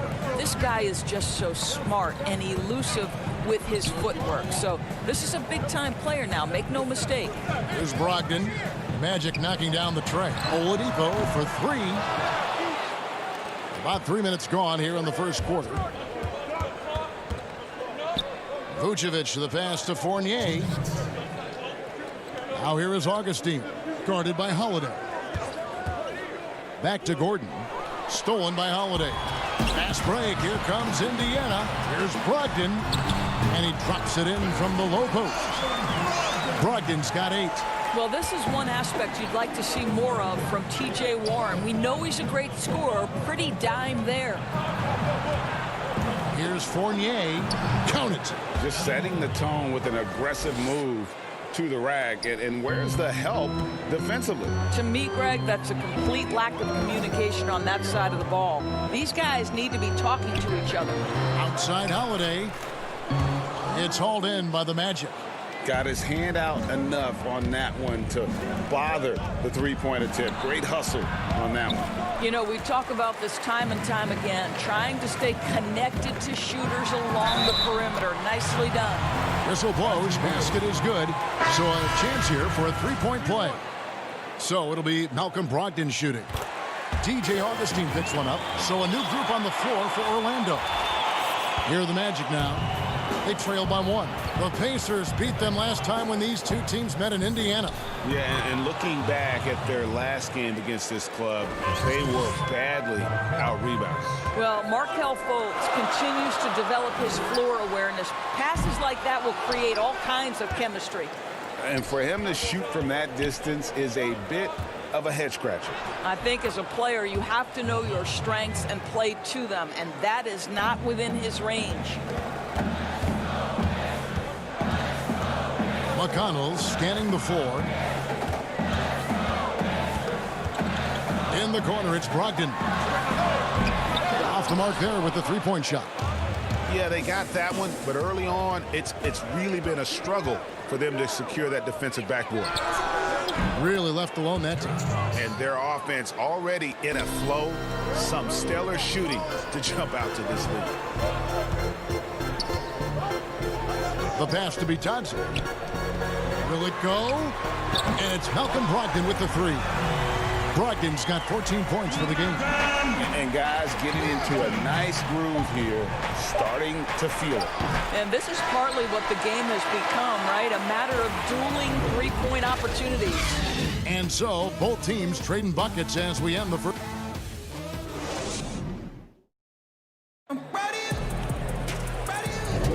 And we hope you're enjoying the game. Both teams tonight keeping things pretty even so far on the scoreboard. And from what we've seen from Orlando, what do you guys see? Just a terrific first quarter, sparked really by their unselfishness. I'll tell you, that willingness to make the extra pass, that is what creates good looks. It also forces the defense to scramble. This is how the floor looks for the Magic starting the second. They've got Mohamed Bamba. Carter Williams is out there with Markelle Fultz. Then it's Terrence Ross. And it's Birch into the power forward. And Michael Carter Williams gets the whistle that time. That's his first foul. Edmund Sumner's checked in for T.J. McConnell. Holiday with the three. Sinks the three-pointer. Holiday's got himself on the board with three there.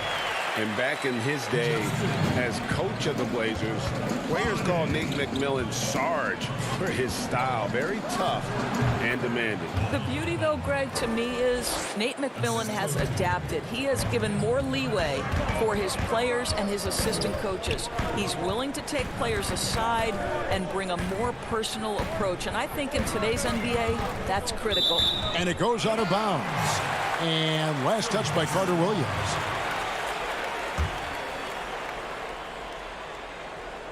Here's Bitadze, still getting warmed up offensively. No scoring yet from him. And Sumner gets it to go. Just focusing on the task at hand. That's all you can do. Boy, the tide is running one way and then shifts back in the other direction. I've lost count of how many lead changes we've had here tonight. Pass to McDermott. Back to Holiday. There's the three. And Indiana, another three. 12 straight points off of three-pointers, and the D looks shell-shocked. Here's Bamba. A rebound by Bitadze. Well, we love his ability to attack the rim. He just loses a little bit of focus and misses the chippy. Sumner's shot is off. And so it's Carter Williams. He'll bring up the ball for the Orlando Magic, trailing by two. Seven-footers typically challenged as far as mobility. But, Doris, you look at Mo Bamba, he appears to be very fluid. Well, he's listed at 7 feet. He's actually 7'1" in shoes. And despite that height, Kevin, as you mentioned, Mo Bamba is a very fluid athlete. He's got exceptional feet. Tremendous upside for Bamba. Miles Turner, he's checked in for Indiana. Warren comes in for McDermott. Vucevic checked in for Orlando. Evan Fournier comes in for Michael Carter-Williams. Victor Oladipo, he's checked in for Indiana. And a switcher also for Orlando. Aaron Gordon, who's checking in for Bamba. Turner passes to Sampson. Back to Turner. Indiana moving it around. And stolen by Gordon. He kicks to Fultz. Back to Gordon. It's Fournier on the wing. And the three ball is good. Fournier's got 7. They're so adept at sizing up the defense, guys. You cannot give Fournier any space. Here in the second quarter, we've played a little over 2.5 minutes now. Sampson, the pass to Turner. Just 5 on the clock. Here's Sumner. Looking for Warren. He gets it there. First shot, first basket. He's out of the blocks fast. Well, you like the effort of T.J. Warren, capitalizing when he's shooting in the painted area. Magic have gone 3 of their first 5 shots to drop here in the second quarter. Here's Fultz. This game out, he had 14. Back to Gordon. Kicks to Fultz. From the stripe, and the jumper is on the mark. Fultz has got his first basket of the night. Well, terrific to see Markelle Fultz knock it down, looking more and more assertive in the mid-range. And Vucevic pulls it down. Vucevic has got his 4th rebound in this one. Ross passes to Fultz. Here's Vucevic. He's covered by Warren. Gordon for 3. And again, it's Orlando with the 3. Wow, burying that jumper on a more consistent basis. Aaron Gordon superb at realizing when to pull the trigger. It's stolen by Fultz. On up the court. And he can't bank that one in. Pacers trail by 4. Oladipo outside. Poke loose. It's stolen by Fultz. One-on-one fast break. Fournier gets a wide-open look. A three-pointer off the mark. Pacers have gone 4 of 6 from the field here in the second. Warren kicks to Sumner. Pass to Turner. Gordon with the defensive effort. Magic leading by 4. Here's Vucevic. The Magic again can't hit. For Indiana, they come into this one following a loss to Boston.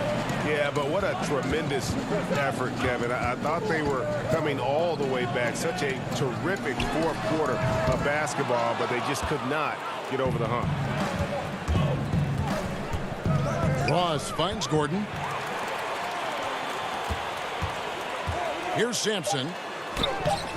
Gordon with the defensive effort. That's the kind of D you need when he's got the ball near the hoop. They were all over him. And that's it for the first half of action. What's been a very close game here. Magic lead by 4. And now we'll send it over to David Aldridge, who is... All right, thank you, David. And folks, don't go away. After the break, we'll see you right back here. And now, the 2K Sports Halftime Show. Greetings to each and every one of you watching at this very moment.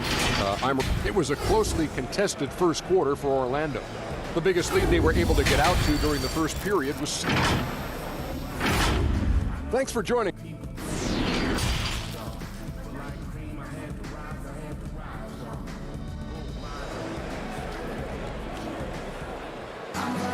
And we've got second half action for you. Thus far, a pretty evenly contested game. Malcolm Brogdon really making a difference here. And you know he's going to put up points every time out, but boy, he made it look so easy in that first half. And let's see if he continues that trend the rest of the way. He certainly has the talent and the endurance to do just that. Warren and Turner at the 4 and 5. Then there's Victor Oladipo. Then there's Malcolm Brogdon, and it's Holiday in at the 2. They're the group for Nate McMillan starting the second half. Passes it to Vucevic. Back to Ennis. And the officials call goaltending, so they'll award the basket. Doris, if you had to list a player with all the great talent in this league that's the most difficult to stop one-on-one, who would that be? Well, like in similar situations, I can't give you just one. Some names that come immediately to mind. James Harden, obviously, has been in the MVP race for 5 years running, I think. He's virtually impossible to guard, right? He's got a great system for his individual skills. Kevin Durant can get any shot he wants at any time. And then the virtuoso that is LeBron James, who can pick you apart with shooting, with scoring, with passing. He's really nothing short of remarkable. Big hops from the backcourt. Oh, absolutely. And maybe just what they need to get this game, GA, going in their direction. Boy, as tight as this one is, that's a statement play saying, hey, listen, we're not here to back down from you guys. Here's Brogdon. Orlando grabs the miss. Vucevic has got 6 rebounds in the game. The drive by Gordon. Wow, incredibly quick feet of Aaron Gordon. This guy excels at seeing lanes to the rim and taking advantage. And the call will be against Fournier. That's his first foul. Orlando making some changes. Hamid Bamba, he's checked in for Vucevic. Kem Birch comes in for Gordon. And Michael Carter-Williams subbed in for Evan Fournier. Brogdon outside. And once again off the mark by Indiana. Solid rebound there, and with the score like it is, that's an area where they can't afford to get lazy. That's their 3rd straight make off an assist. T.J. McConnell, he's checked in for the Pacers. The Magic shooting their 5th free throw of the game here.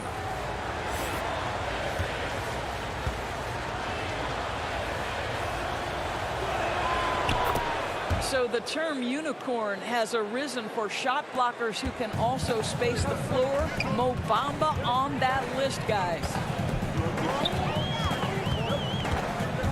McConnell with it. He's against Bamba. Offensive rebound. Here's Augustine bringing it up now for the Orlando Magic. They lead by their biggest margin of the game, 9. Holiday goes in. No good again that time.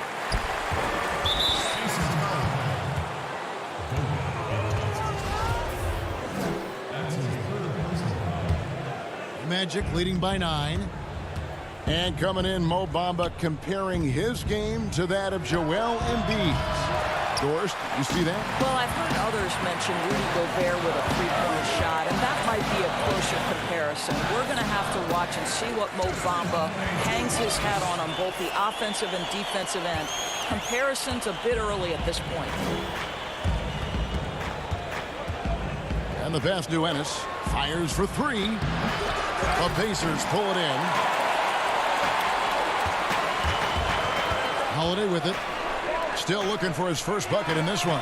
He was all alone on that one. He might not have the long range ability of some other guys, but he will knock down open ones like that. Ennis dishes to Bamba.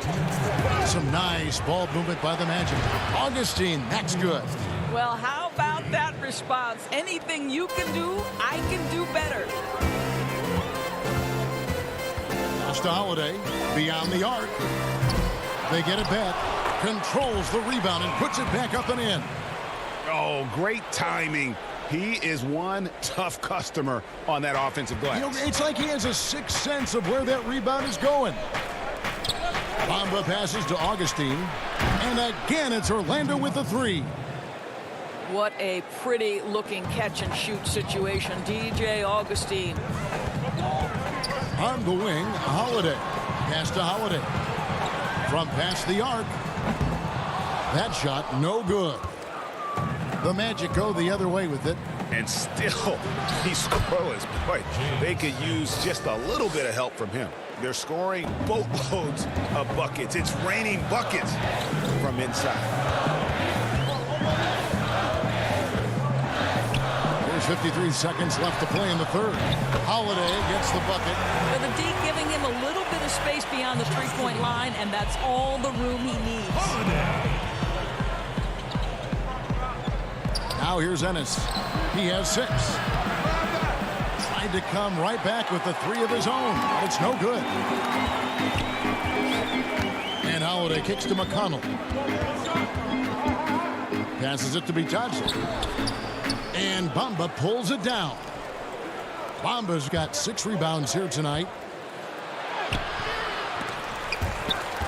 Carter-Williams, the pass to Birch. To the right side. 6 to shoot. Back to Bamba. Goes back up, and he sinks that one, hitting the back of the rim on the way in. Bamba's got 8. I'll tell you, the touch, the confidence. Mo Bamba may be young, but this guy is a gifted scorer with an impressive arsenal. Shots continuing to fall as we conclude the third quarter. Both teams putting up points. Magic out in front, up 9. It's the NBA on 2K Sports from Indianapolis. We got the soul, just when And this is it. Glad to have you along for this fourth and final quarter.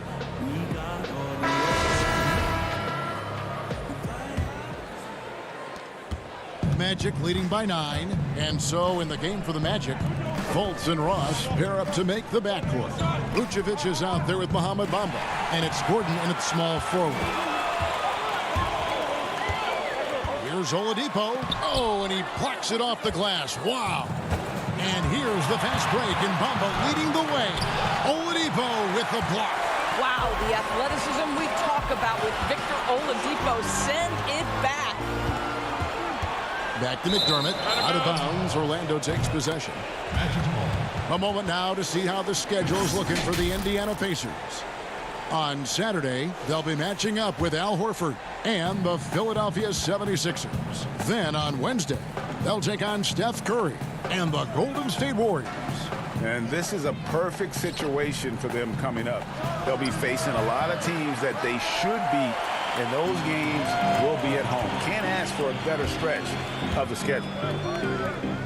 The shot by Brogdon wide open. Kept alive by Indiana.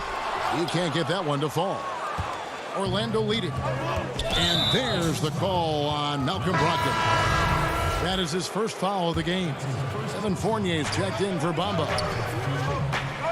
And Vucevic gets to Fournier. Ross with a wide open look. Hands it from downtown. Ross has got the lead up to 12 now for the Magic. Well, Evan Fournier is a fundamentally sound player. And if his teammates are open, he will deliver the rock. Back to Brogdon.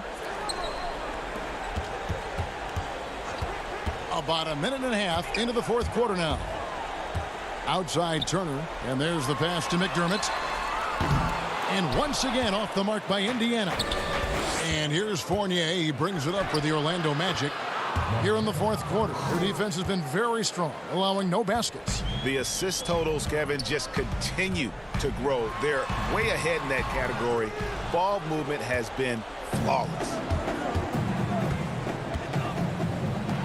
Ross on the wing. And it's out of bounds. They say it was last touched by Ross. Of course, the game is shifting towards skill and finesse, but there are those players who thrive in this league who are like bulldozers and force the issue inside. Well, a guy like Blake Griffin, who is such a physically gifted basketball player, enters the league as one of the great dunkers, but has now added a three-point shot. He still can play bully ball. But for me, the most ferocious at-the-rim scorer, and the guy who's probably most underrated aspect is his strength, is the Greek freak. Giannis Antetokounmpo at the rim. Good luck and good night. I don't know how you do it, right? I mean, how do you defend that? Impossible. Indeed.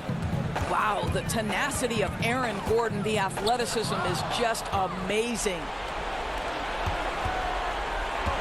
Ross kicks to Fultz. Magic moving the ball around. Gordon the pass to Fultz. Count it. Good. Fultz has got 4 points now in the quarter. Well, this has to contribute to Markelle Fultz's confidence, showing right there he can get through the defense. 2 minutes. On the wing, Holiday. From deep three-point range, Vucevic with the rebound. Magic leading by 15. There's a minute 47 left in the fourth quarter. Gordon dishes to Fultz. And finished off by Fultz. Relentless in their approach, even with the game firmly in hand. This is a textbook example of playing the possession and not the score. This team is doing a great job continuing to execute. The shot by Holiday, no good. And it's Orlando's ball. They're on an 11-3 run right now. And guys, what we saw here tonight is one side having everything going for them, huge margin of victory for Orlando. You know, a team can have a great shooting night without getting a lot of assists, but tonight they had both. Yeah, and listen, you only get the assist if the guy you give it to makes the shot. So a lot of assists will up your field goal percentage, but this was a great team effort by everyone. And so taking a look at their season record, this will be win number 31 on the year. And one of the key components to this victory, if not the biggest, was the incredible performance for Mohamed Bamba. Boy, forget about his stats for a second, right? What impressed me most was his stamina. It seemed like he was involved in every play. And with that kind of activity, I don't know how you don't wear down. All the time in the world to get that one off. Ross on the wing. Fournier in the corner. Nice spin off the left rim and in. Making every effort to put this game on ice. Well, just terrific teamwork, GA. Each guy doing his part. You love what you're seeing from them tonight. And they can just let the clock run out here. Cannot argue with the W. Vucevic to the pass to Fultz. Back to Vucevic. And slam dunk by Vucevic. But the truth is they've had control of this game. And I couldn't agree more. What makes it that much more impressive, they're doing it on the road. Holiday inside the line. He squares up and sinks it.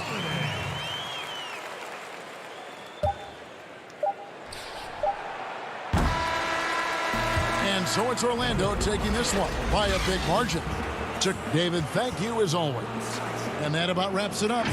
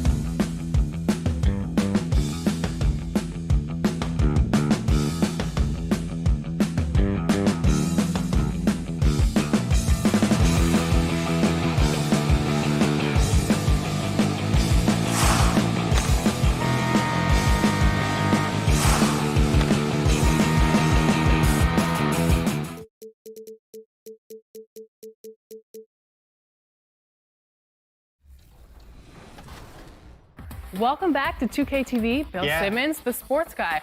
Now, the sports guy is your nickname, but if you were a player, what would you have as your nickname? Washed up. Washed up, Yeah. that's it? Yeah. I quit pickup like 5 years ago. I'm gonna end it right here. He's going to end it. I'm going to end it. I feel it. I feel it.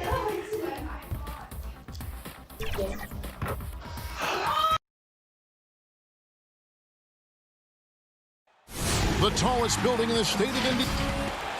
And a chance now to take a look at some numbers for Sexton. And guys, how about the surge of offense he's experiencing right now? These last 5 games, he's been a machine at the offensive end. A different score than he had been earlier in the season. We'll find out if he can keep it going here tonight. Look at Cleveland's starting group. Sexton and Osman on the perimeter. Kevin Love out there with Andre Drummond. And it's Garland in at the point guard position. And for Indiana, Warren and Turner at the 4 and 5. Then there's Malcolm Brogdon. Then there's Victor Oladipo. And it's Holiday in at the shooting guard. And so it's the Cavaliers getting on the board first. The shot by Brogdon, no good. And a finalist for Coach of the Year in 2019, Nate McMillan passing 600 wins last season. Well, you think about that. That's an impressive milestone for an outstanding coach in Nate McMillan. He moved into the top 25 all-time in wins. He's had 2 other stops as a head coach, Portland and Seattle. And I think he's doing some of his best work with the Pacers. Here's Oladipo. Darius Garland picking up that last basket. From the line. And once again off the mark by Indiana. Very surprising that he came away empty there, especially given room to operate. And you can see the defenders afraid to kind of get in his way a lot of times when he's on his way to the basket. But on that one, they were there. Now here's Love. Pass to Osman. They get a hand on it. Stolen by Brogdon. And now Oladipo pushing it up. No one back to stop him. You know, Brogdon's length and instincts a problem for some guys when he's on defense. He's quite shrewd at coming up with steals. Here's Garland. He's playing a pretty big role for him at the offensive end, averaging about 12.5 points a game. Here's Drummond. Off to a good start as he hits his first shot attempt. Really strong rebounding on the interior, and he gets the easy putback. Brogdon outside. Turner. It's good on the putback. Boy, how about the determination of Turner? I mean, he's a wrecking ball on the glass on both ends of the floor. Just doesn't give up on plays. Now, here's Sexton. 26 points for him last game against Chicago. And it was an unselfish night for him as well. He got plenty of assists to go along with all those points. This is what Drummond is known for, fellas. I mean, assertive, aggressive, relentless, hard-working. He's just a dogged offensive rebounder. Here's Brogdon. They count on his contributions, currently providing 16.5 points a game. Oladipo finds Brogdon. His 3-pointers off the mark. Putting up a goose egg bagel this period. At this point, you have to run the offense through somebody else. I mean, that's your only choice. And that one's good. Osman. Clark, I have sat next to you doing these games for years. What's prevented you from taking a coaching position at some level? Because I hear you talk, I'm thinking you'd be a perfect coach. Well, a couple of things. One, coaching never lets up. It's always on you, and I've come to enjoy the fact that I can be fully immersed as a broadcaster and work with great guys like you and others, and then have a period of time where I don't have to be immersed in basketball, and I've enjoyed that. And I also haven't trained or prepared to be a coach because it is demanding in terms of the hours that you have to put in. And I've got a little more job security, I think, in the role that I serve as an analyst as opposed to what might happen if I did try to be a coach. You've got all the security in the world, believe me. Hey, I'm stating the obvious here, but he was very comfortable taking that shot. Not a defender in sight. Here's Sexton. Love trying to break loose. They get it back. A second chance effort. He gets it in there. And defensively, they are on their heels every time the ball comes inside. Yeah, I think they've got to ramp up the aggressiveness, Greg. I mean, if they don't, things are just going to get worse from here. And Darius Garland picks up the foul. That's his first foul. Yeah, clearly he hadn't established position there. Yeah, and I like this call because you want the refs in that situation. If there's any doubt, err on the side of giving the benefit of the doubt to the offensive player. That should have been a block, and it was. The Pacers making a switch here. McDermott's checked in. Now, here's Sexton. Victor Oladipo unable to get his last shot to go. Yep, that one goes in there. And superb at just finding avenues to the bucket. When Sexton goes strong inside, he is hard to stop. Brogdon outside. Turner passes to Brogdon. A three-pointer, no good. And he's really trying to get them back into it, but the results just have not been there. Snatched up. Porter kicks to Sexton. 3-second difference between shot clock and game clock. Shot clock at 6. Here's Drummond. Love trying to break loose. And that one's good. Drummond's got 6. A tall and powerful big. Drummond has a natural ability to finish inside. He made it! He caught it! Big time! Wow, what a way to finish. Oh, we've seen some great shots in the first quarter. No shortage of offense. Cleveland ahead, up by 4. And we'll get things started in the second quarter when we return. And hope you've enjoyed the broadcast so far. Halfway through the first half in this one. And taking a look at the Cavaliers' performance here, what do you guys see? Well, when you control the glass, you control the second chance opportunities on both ends. And, you know, their rebounding advantage has been glaring, simply outworking them on the boards for that entire first quarter. And now let's check out the lineups courtesy of Gatorade, all fueled up and ready to go. Here's the second quarter of play. And so in the game for the Pacers. We've got T.J. McConnell, and it's Bitadze in at center. Now you look at the former All-Star Andre Drummond and the way he rebounds, Greg. He might be the best in the league in that department. I mean, few players in the history of the league can go off for 20-plus rebounds on any given night. Drummond's one of them. Attacks the glass on the offensive end so well. His offensive rebounding, for me, sets him apart.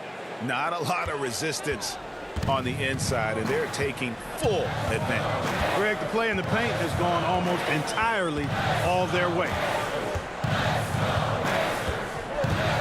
Now, here's McConnell. T right on him. Nice touch on the bank shot.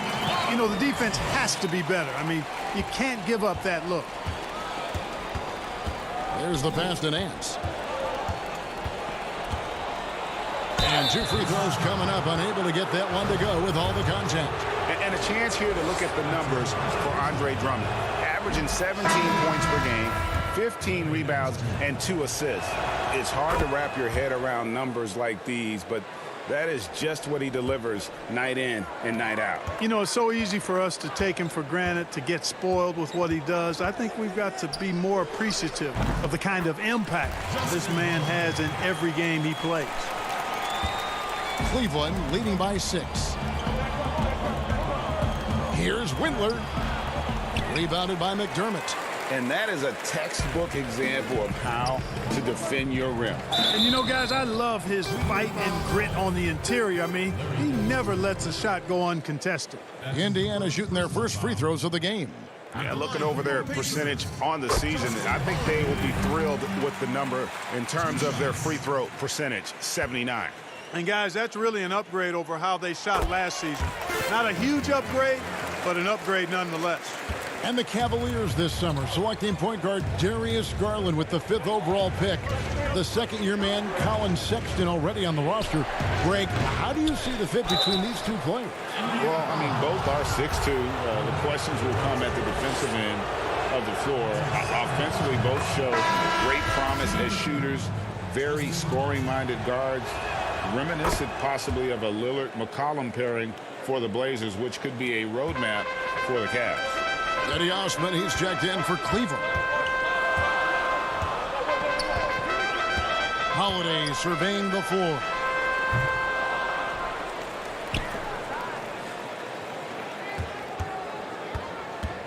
Back to McDermott.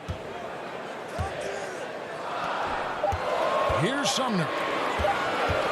Here's Holiday. And too long on the shot. And this quarter, he has clearly been off the mark. Windler, the pass to Porter. Here's Thompson. Up again, and Porter putting it right back in. Porter's got the lead up to 8 now for Cleveland. And how about the perseverance offensively? I mean, following up the missed shot, and that results in second and third opportunities. Greg, you've often heard it said that sometimes it boils down to who wants it, but who wants it is also tied to putting yourself in position to go get it. Has to be Thompson. Here's Sumner. Windler with the rebound. And really credit their advantage on the backboard. That's where the lead has been built, and that's why they are in control.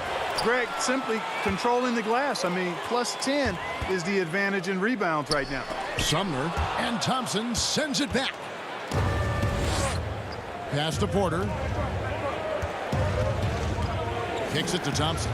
Shoots over McDermott, and it's wide right. It's off the rim. That's a shot he's got to hit. You don't get many looks better from that range. We've seen this explosion of Canadian players in the NBA.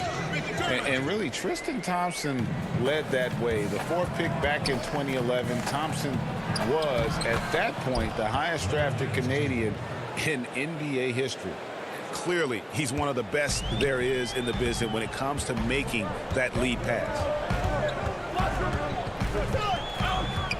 Holiday against Porter. High post try. Count it. And the Cavalier lead has been cut down to just 6 points on the bucket from Holiday. Really starting to find himself now, guys, after getting shut out in the first quarter. Outside Porter. He kicks it to Nance. Here's Osman. 9 points last game out. Count that one. And the Cavaliers lead by 8. And they keep hammering away at him inside, forcing the ball into the paint. Has to be Thompson. Here's Sampson. He's covered by Thompson. Indiana moving the ball around. And here's Holiday. His last outing, he had 8 points. The pass to be Thompson. Back to Holiday. And they'll turn over. Could not get off a shot before second violation.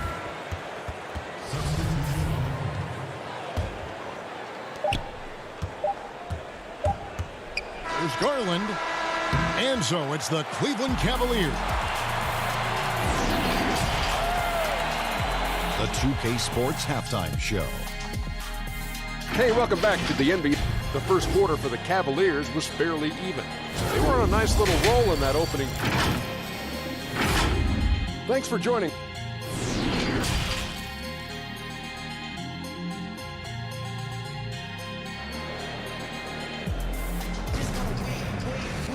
And for those of you just tuning in, thanks for being with us.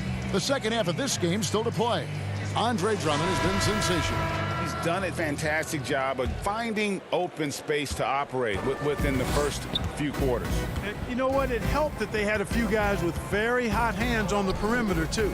And so in the game for the Cavaliers, Ashman and Love are the forwards. Garland and Sexton man the backcourt. And it's Drummond in at the 5 spot. Holiday dishes to Warren. And contact on the shot, so he'll be shooting free throws here. Greg, you talk about the quiet producers in the league. T.J. Warren is one of the first names that come to mind. The last few seasons, Warren has come close to chipping in 20 points a game. Doesn't do anything flashy, but he just hits his shots and piles up the points on a nightly basis. The shot's good from Love. Yeah, 3 consecutive field goals have come right at the rim. The D had better start buckling now. Brogdon outside.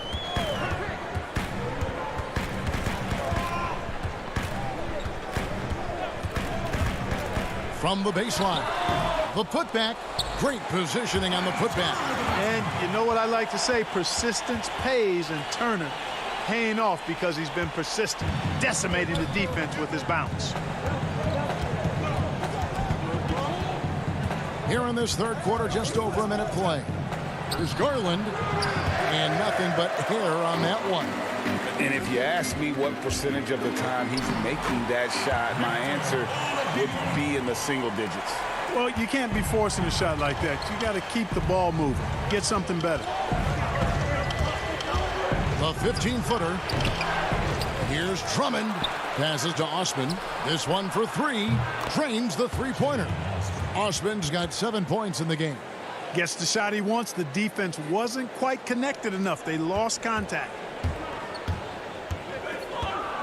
And there's the call on Jetty Osman. That is his first foul of the game.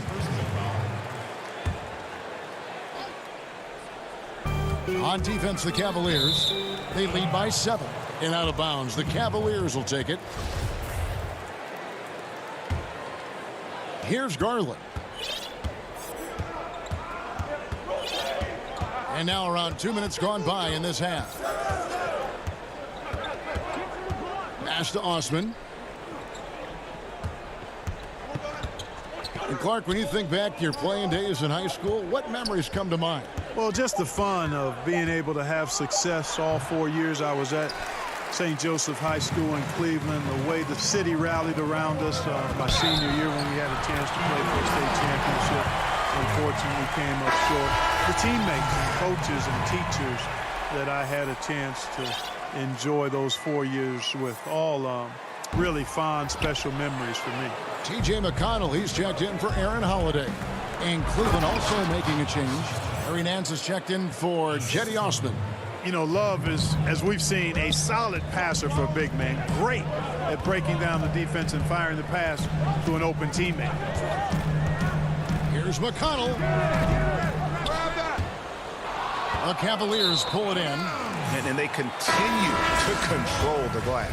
Guys, I think they've simply been the more physical team, and that's why they're ahead. Edmund Sumner's checked in for Brogdon. Matthew Dellavedova has checked in for the Cavaliers.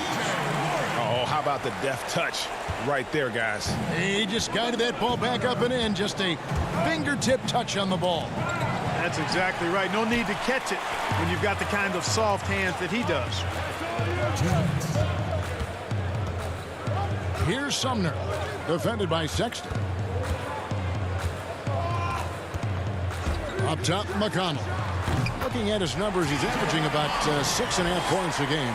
And the lack of effort to fight over the screen there makes that an easy shot. Well, I'm going to credit the screen. I mean, that's a good, strong pick he lays there. Dellavedova finds Nance. Shoots from the line. The Pacers pull it in. Turner's got his 4th rebound with that last one here tonight. Just not there from a rhythm standpoint right now. It's really eluding him. And he hits it and gets hacked on the play. A 3-point possibility if he can convert the free throw. Tell you what, if you don't put a body on Oladipo, you'll be sorry. This is a guy who does a nice job reading shot trajectories and timing his jump so well that he gets to rebounds on the board. When you talk about outstanding athletes in the NBA, Victor Oladipo is on that list. Even if he's only 90%, this guy is explosive, actually more explosive than most. Gotta take care of the ball. They'll punish you if you're that careless. That's right, and that's severe punishment right there. Exactly. I mean, when you're running neck to neck, those kinds of mistakes tip the scale. And Cleveland turns it over again. And that's just carelessness there. I mean, you have got to have your head in the game. Justin Holiday's checked in for the Pacers. And Cleveland with a change here, too. Exum's checked in. There's McConnell. And the Pacers can't get it to go. The game has been very close in a lot of areas, but rebounding has been the one differentiator thus far. And, Greg, we've seen it time and time again in games. Effort and determination on the glass can make up for a lot of other weaknesses.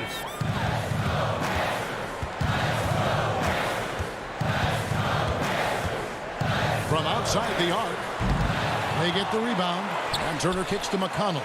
Indiana moving it around. Shot clock at 5. It's Drummond with the rebound. Drummond's got the glass covered here tonight. 11 boards for him. And Exum gets it to go on the assist by Nance. And the Cavaliers lead by 2. Terrific accuracy on that pass. That's how you lead your teammate. Lets the three fly. Here's Turner. Missed. It's still anybody's game as we... And a worthy candidate tonight as we take a look at our State Farm assist of the game. And the definition of teamwork right there, guys. I mean, what great communication between them, and what a beautiful feed. For me, next to the big-time alley-oops and monster throwdowns, passes like that are probably the next best thing when it comes to sweet-looking NBA highlights. Well, what a terrific game it's been so far, with this fourth quarter sure to bring more pressure-packed basketball. We've got Miles Turner, and it's Holiday in at the point guard. So that's the group out there for Indiana. Tips it up, controls the rebound, and puts it back up and in. Bitadze's got the game tied up here for the Pacers. Always better to be lucky than good when it comes to offensive rebound. And unless you're as good as he is, then those tip-ins are all about skill. And Thompson kicks to Nance. Shoots from 14, and the Cavaliers get another bucket right there. And how about the job Nance has done to try to make himself into a more consistent offensive threat? Turner passes to Holiday. Outside Holiday. It's over Exum. The shot by Holiday, no good. And smothered him on that mid-range attempt. As a defender, he's going to just be a bothersome, worrisome guy, making you miserable all night, a hand in your face on every jumper. Warren's checked in for the Pacers. Malcolm Brogdon comes in for Justin Holiday. There's Garland, and he uses the glass on the layup. And the defense no factor, which is why he simply laid it in. And so Holiday will bring it up for Indiana. 4-point game. And they're off to Philadelphia after this game as they'll take on the 76ers. That'll be just one game played away from home for them. All credit to Brogdon there. Very good concentration, even with the defense on it. And Love has it in the corner. There's the triple. No good that time. So Indiana will take it the other way. Here's Holiday. Uses the glass to finish the layup. And you want him taking big shots for you in big moments. That one was as easy as it gets. Well, you don't want to give him any open shots at this stage. Never mind a layup. Come on now. My goodness. 17-foot shot on the way. Again, the Cavaliers score. Wow, he was just wide open there. That's way too easy. Brogdon outside.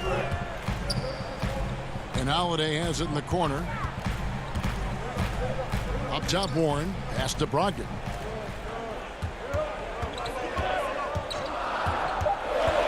To take the lead. It's rebounded by Cleveland. Love's got 6 rebounds in the game. And that'll be 2 free throws coming up. Officials on the call with the foul. That's on Malcolm Brogdon. Yeah, good job to take it right at them. Yeah, really left him no choice there, Greg. I mean, he had to foul and keep him from converting the easy bucket. Oladipo, he's checked in for the Pacers. Already a very confident player. Knocking down those free throws only fuels that. Pacers trail by 4. Brogdon outside. Shot, high post, and again it's Indiana converting. Boy, it's clear why people are high on Brogdon. His ability to take over on important possessions, outstanding. Here's Sexton. Cleveland gets it back. For Indiana, they've gone 4 of 7 from the field since the beginning of the fourth. Here's Oladipo. It's good. The assist that time from Holiday. 14 points for Victor Oladipo. Outstanding concentration from the versatile scoring guard. Victor Oladipo, big in a big spot. Love with the bucket. Nice play call there. Down the stretch, getting him the open look.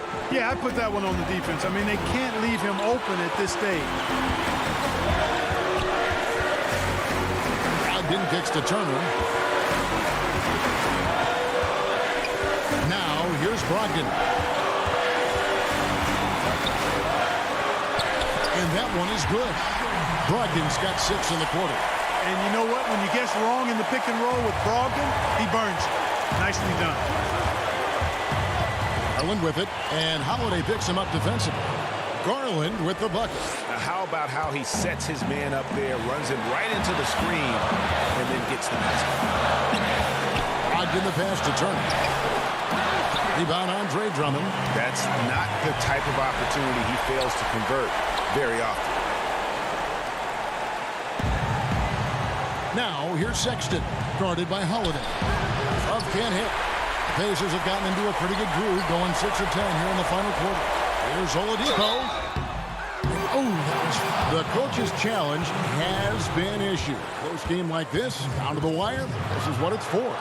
And I think when it comes to some of the more difficult calls to make, personal fouls can be tough. The action is so fast that it's really tough to catch everything in real time. The wonders of technology, Greg. We've seen replay reviews so effectively and involving the coaches by being able now. A challenge like this is something a lot of people have been hoping for. And the announcement on the review is that the foul was called in error. So they have determined, Greg, to overrule the original call. And guys, this is what it's all about, getting the call right. And I think in this case, the video review showed that while it was a tough call to make on the floor, they got it right with the review. 7-second difference, shot and game clock. Here's Brogdon. Warren. Good! And he has brought them to within 2 points.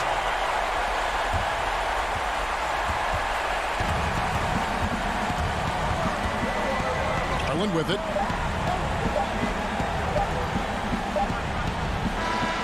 And so it's Cleveland who comes out on top here. This win, such a tremendous emotional boost for him. Really an accomplishment and great.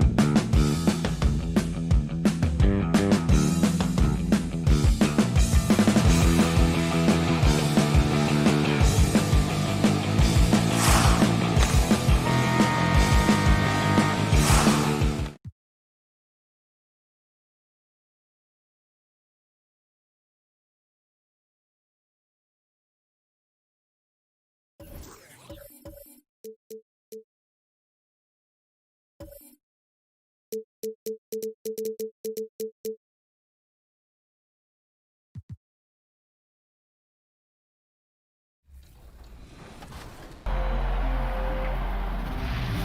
this year was so much fun, but it definitely came with some challenges. Thank goodness for 2K.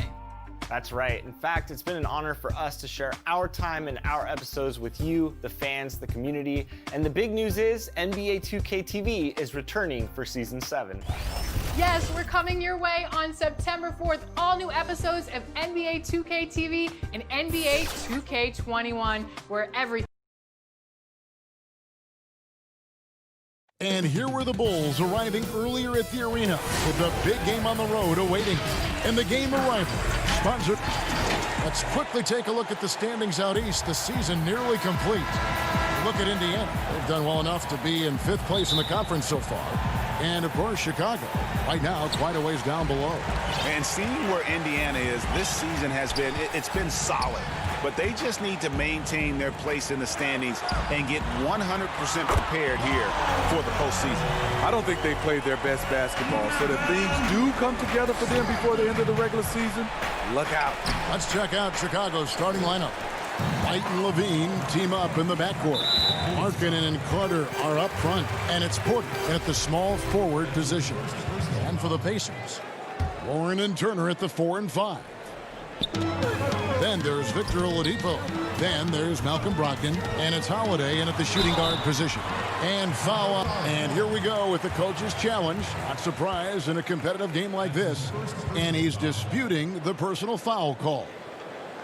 And I think when it comes to some of the more difficult calls to make, personal fouls can be tough. The action is so fast that it's really tough to catch everything in real time. The wonders of technology, Greg. We've seen replay reviews so effectively, and involving the coaches by being able now to challenge like this is something a lot of people have been hoping for. And so the word is in. They've decided that the call stands as it was made on the floor. And, you know, even if a coach still feels this wasn't the right call, you got to acknowledge the effort being put in to reviewing it, the double checking, and the game continues on. And that's another area where he is just a superb player, excellent at the free throw line. Here's Levine, and it's sent back by Turner. One-on-one here. Fires the three. Holiday. He hangs in there and cashes in on the second chance points. That is really good work there on the offensive glass. For three, Levine. And the Bulls get it back. Outside, White. On the wing, Levine. Shot to stop the run. Pacers with the rebound. Well, I'll tell you what, he's going to buy himself a ticket to the bench. If he keeps shooting it like that, he has been putrid here this quarter. And Turner kicks to Brogdon.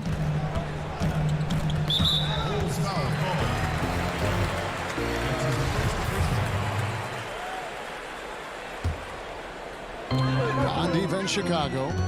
7-point differential. Lock at 6. Takes the 13-footer. Carter with the block. That time, Carter's length and vertical paying dividends. He has... Oh! Yes! Yes! The creativity, extreme athleticism. You see why Zach's won the dunk contest multiple times. Well, you look at guys like Otto Porter, Greg. He just brings so much with his consistent outside jumper. And guys, he's shot threes at a tremendous clip the last few seasons.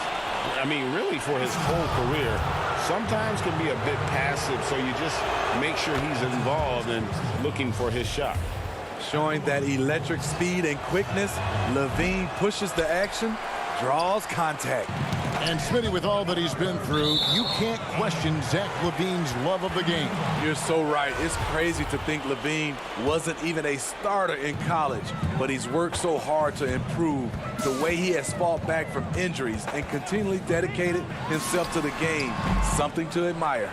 Easy chance for mid-range. Wouldn't be surprised to see them run that play again. Good D by Brogdon. Even though he missed it, this is the exact play your offense is designed to produce. That one falls, his second basket of the game. He's now 2 for 3.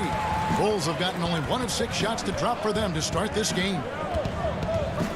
Levine for three. Sinks it. What range from outside. Wow. Levine's got 6 points. With that now, only 2 of 7 to start the game. Not the start he was hoping for. And Holiday kicks to Turner. From the corner. Markkanen pulls it in. And see, he had his momentum going forward, but really didn't need to lean in there. He was wide open. And the shots just continue to say no in terms of falling. The shot by Holiday, no good. Meeting right at the rim. He typically converts in those situations. Not this time. And the whistle blows on the backcourt violation. He went over and back. Some changes for Indiana. Doug McDermott comes in for Aaron Holiday. And it's T.J. McConnell in for Malcolm Brogdon. And Chicago also making a switch. Saransky's checked in for Zach LaVine. Oladipo against Satoransky. Puts it up. That shot off. So the Pacers will take it the other way. They beat the Bulls during their last encounter in Chicago. And they did win that last game in this matchup. And it seems they got the benefit of the whistle. And they've scored several times already here in the first quarter on the inside. To the middle. Here's Carter. And then Carter with the dunk. And a solid playmaker. White has a great sense for when he should look to give it up. Oladipo, the pass to Turner. And historically, you almost never saw a great shot blocker who could also knock down triples at a high clip.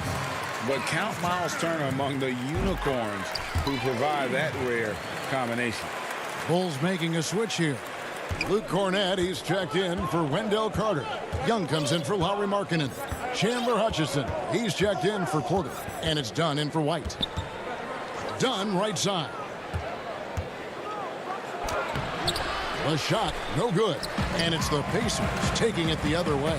They've been beating them to a lot of those loose balls and rebounds here to start. And that's out of bounds. Indiana will retain possession. Some changes for Indiana. Jakar Sampson's checked in for Miles Turner, and Edmund Sumner's subbed in for T.J. McConnell. Denzel Valentine, he's checked in for the Bulls. They're going to turn it over. They couldn't get it in bounds that time. Bulls trail by 5. Here's Dunn. And the call on the shot that sends him to the line. To me, Chris Dunn has all the tools to be really good. Has to cut down on the turnovers and has to keep working on that jump shot. And that one goes in. 2 from the line that time. 30 seconds left in the first quarter of the game. Outside Holiday. To the inside. McDermott. 1 up, 1 down. 2 points with his first shot this game. All about the team. Justin Holiday looking for the open man and finding him. Dunn outside.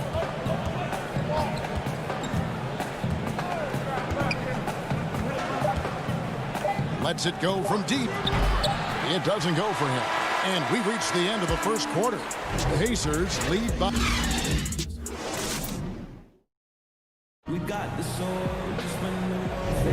And if you're just joining us, we've played through 1 quarter in this one. And before we move on, what do you guys think about what we've seen so far from the Pacers? Stingy on the defensive end in that first quarter. They were just getting up into people. Yeah, they were very physical and very aggressive. They've just been the better team so far. They've got McDermott, and it's Bitonze in at the 5, roaming the paint. That's the 5 to begin the second quarter for the Pacers. Passes it to Valentine. Bulls moving the ball around. Shot clock at 6. And good, and it takes a nice bounce off the right iron and down. Dunn's got the opening basket here in the second quarter for Chicago. Holiday dishes to McDermott. And finished off by McDermott. Good passing instincts, playing unselfishly. Holiday earning his minutes on the floor. And that one drops for him. And fan heckling that crosses the line, Smitty. You saw the Utah Jazz ban someone for life. How can the NBA do a better job of protecting the player? Well, Kevin, first of all, I think each organization, let's take our hat off to the Utah Jazz. They acted swiftly and quickly, and I love what they did. They banned the fan for life, and I think you got to get more of that. And also, I think, you know, as far as the NBA and also along with these teams, have some kind of pregame or, like you said, before the season starts, just to reinforcing and stating the rules. Here's Cornette. That's in, coming off an assist from Dunn. Cornette's got his first 2 points. What I like is when Chris Dunn keeps his poise, keeps his eyes up, good things happen. That one drops for him. And the crisp passing has opened things up for them offensively. That'll go on McDermott. That's his first foul. And Indiana making a change here. Ogden's checked in, and a change for the Bulls. Harrison's checked in for Chandler Hutchison. Back to Dunn. Three-pointer on the way. Here's Cornette. Another shot, and he lays it up and in. Cornette's got 4 points in the quarter. And the D getting outworked there on the putback. Can't let that happen. For some reason, blocking out has become a lost art, and that's the result you'll get. And here's Brogdon from the arc. Knocks down the 3-ball. Brogdon's got the lead up to 8 now for the Pacers. Dead-eye shooting from them this quarter. McDermott with a steal. Deflects the pass, and Shaquille Harris gets the whistle that time. That is his first foul of the game. So Chicago going with an almost entirely new group. Wendell Carter, he's checked in for Luke Cornette. Lowry Marketing comes in for Young. Zach LaVine's checked in for Ballantyne. And Satoransky's subbed in for Dunn. And for those of you just joining us, we're almost 2.5 minutes into the second quarter. McConnell, and he banks in the layup. McConnell's got his second bucket. And of the last 6 baskets, 5 have come on the interior. This is just smash mouth physical basketball, guys. Right there, the burst of Zach LaVine. Once he gets a step on you, it's hard to catch up. He feeds it to Carter. That's good, and it's LaVine with the assist. That was big because they dug a big hole in the first quarter, but starting to show signs of life. Here's Turner. Got it. Good job on the low post. And the Pacers lead by 8. Attacking the defense with the pass. Don't need to be a hero. Looking at the Bulls roster, there is a lot to like. They have a great collection of talent, and their core players are all very young and improving. Chicago shooting their 5th and 6th free throws of the game. And as a team, really just middle of the pack in terms of their percentage from the line at about 76. And Indiana making a change here. Holiday's checked in, and the Bulls making a change here as well. Porter's checked in. Here's McConnell. Harrison with the rebound. And Steve, for the Bulls fans, their hopes lie in their young core. Totally agree. The Bulls should focus on developing that core. Have a good blend with LaVine, Marketing, and Carter.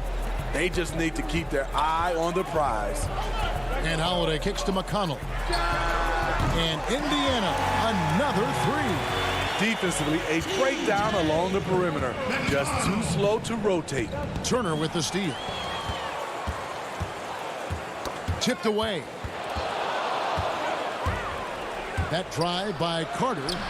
Good work defensively by Turner. Indiana leading by 7. Outside Warren. Left side Turner. Shoots over Satoransky. And it's Chicago with the rebound. The defender took away the airspace, crowded him. That changed the shot. The feed to Markkanen. And foul on the shot, so he'll get a chance at the line. Smitty, you watch Markkanen. He's just built for the modern NBA. Yes, he's an incredible weapon on the pick and pop with his shooting touch. You could see that being his go-to move, Kevin, for a long time. Here's what Chicago's going with right now. Chandler Hutchison. He's checked in for Carter. And it's Whiten for Satoransky. 5-second differential between the shot clock and the game clock. Outside, Markkanen. Launches it. The offensive rebound. Second chance shot. Here's White. And the Bulls with another miss. McConnell scanning the floor. And so it's the Indiana Pacers. It's the 2K Sports Halftime Show. Welcome back to 2. For the Pacers, the first quarter was pretty even. They were on a nice little roll in that opening period. Bad.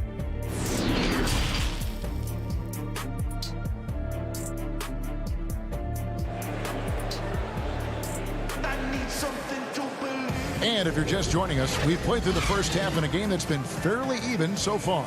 Malcolm Brogdon really making a difference here. Well, we'll find out if they were able to find an answer for him over the break. He was scoring with ease in that first half. I think both sides probably adjusted a few things. The key for him is to bring the same level of energy over these last 2 quarters. Well, we've got a moment. Let's set the floor. Brought to you by Gatorade, all fueled up for the second half. So for Chicago right now, Porter and Markkanen, the duo at forward. White and Levine team up in the backcourt. And it's Carter in at the 5 down low. Brogdon outside. Inside. Here's Turner. And a great assist by Brogdon as that one goes in. 6 points for Miles Turner. They didn't have much of a problem getting the ball into the post that time. Levine for 3. A putback. It's good on the putback. Right there, Carter using his instincts and motor to track down the miss and convert into second chance points. Here's Warren. Markkanen pulls it in. And his pure defensive effort changed that shot from an easy one to a tough one. And you know, technically, it's a high percentage look, but this is why we play the game. And some hang time on the rim. Puts a little cherry on the top of that slam. Well, those kind of displays of strength can get one team rolling. Outside, Levine. Again, Levine missing. He's been of no help stretching the floor tonight. Just 1 3 in the first half. Nothing in the second. Gotta take care of the ball. They'll punish you if you're that careless. That's right, and that's severe punishment right there. We talk about it time and time again. Turnovers are costly, especially when the game is close. He's made 1 and missed 1 so far in the game. And with this team, Zach LaVine has been thrust into the role of the leader. Still young in his own right, but as a rising star and a large part of the future, responsibilities have fallen in his lap. So Indiana ends up with a new group on the floor. So Chicago going with an almost entirely new group. Luke Cornett, he's checked in for Carter. Young comes in for Lauri Markkanen. Denzel Valentine, he's checked in for Otto Porter Jr. And Chris Dunn subbed in for White. 3 on the clock. And Holiday kicks to Sumner. And they force the shot clock violation. Great D. Hate to see that. I know everyone's mind is on the play, but you got to protect the ball. Satoransky's checked in for Levine. Good ball movement here by the Bulls. Out to the right wing. Shoots it up. Doesn't get it to drop for him. Holiday with the defensive effort. And for Levine, he is the best scorer on the team. And you know what, Smitty? He should be a leader. You're right. That isn't something that's easy to step right into. After losses pile up, you feel more pressure and want to take over every game. Zach LaVine should be up to the task, but it will take some adjusting. It's tipped. Valentine passes to Cornett. And we have an intentional foul there, GA. Wish I could say why. That one's pretty strange. I mean, no idea what got into his head right there. TJ McConnell, he's checked in for Indiana. And Chicago also making a switch. Chandler Hutchison, he's checked in for Chris Dunn. Really the right play defensively. If you can't block, force him to the line. The Pacers have been solid at the line so far. 4 for 4. Yeah, looking over their percentage on the season, I think they will be thrilled with the number in terms of their free throw percentage, 79. Valentine passes to Hutchison. They grab their own miss. Young. Nice fake, but the layup off the mark. Indiana's gone 3 of 6 tonight when they've let it fly from downtown. Dishes to Sampson. Thaddeus Young grabs the miss. And so Satoransky will bring it up for Chicago. Their defense has only allowed 6 points in the second half. Nice shot by McDermott. McDermott's got 8. Playing with high energy, outworking the defense up the floor. And I just love it when the fast break results in a high percentage look. Not always the case these days. Here's Satoransky, and he's fouled pretty hard on that shot, but he's got the chance to pick up the points at the line. I mean, even from over here, you can see that one pretty clearly. This is his first free throw of the game. And they have really leaned on his free throw shooting at times this season. He's been there for them, too, with 88% from the line. Turner's checked in for Jakar Sampson. The Bulls also changing it up. Carter comes in for Luke Cornett. And it's Harrison in for Denzel Valentine. In the corner, it's McDermott.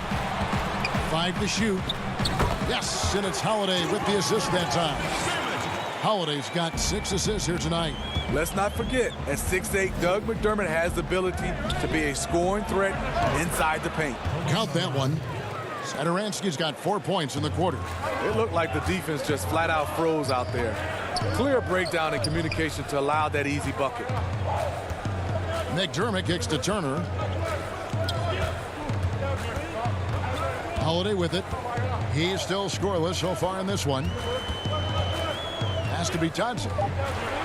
Here's McDermott from downtown. And it's out of bounds. They say it was last touched by Carter.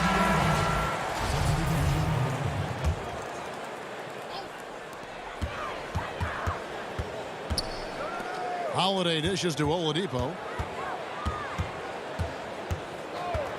With 4 seconds on the clock, shooting foul as the whistle blows. He'll shoot 2 free throws. It's going to be on Wendell Carter. The Pacers have been perfect so far from the free throw line, 6 for 6. At the line for 2. He hits the second from the line. Outside, Levine. Up in time, and it is good at the buzzer. Wow! And we get some fireworks there to finish the quarter. That 3 ties it up as we go down the home stretch. It's a tie game in. And let's listen in on what Nate McMillan had to say to his team. We're good, right here. Come on. And I know I speak for all of us when I say I can't wait to see what kind of finish awaits us here in the 4th quarter. Warren and Turner at the 4 and 5. Then there's Malcolm Brogdon. Then there's Oladipo. And it's Holiday in a 2-guard. So that's the group out there for Indiana. At the line for your Pacers. And he knocks down the first one. And the ceiling Turner has is impressive. Has the potential to be a dominant big man in this league. Chicago trailing here.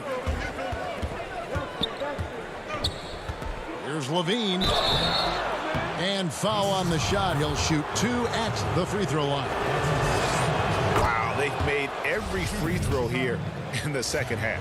Zach LaVine has all the physical tools and a skill set with an incredible high ceiling. Indiana's gone 3 of 7 tonight from 3-point territory. Holiday goes in. Warren. Yes, and it's Holiday with the assist that time. Holiday's got 3 assists in the game. Bean passes to Carter. That one is good. He's only missed 1 shot of his 6 taken on the floor. Beautiful find by Levine there. Takes his time to survey the floor. They've been doing a great job of sharing the ball. And guys, shot A comes to mind for me because right now that offense, it's a smooth operation. They're finding lanes to the hoop now with consistency. 5 buckets in a row from the paint.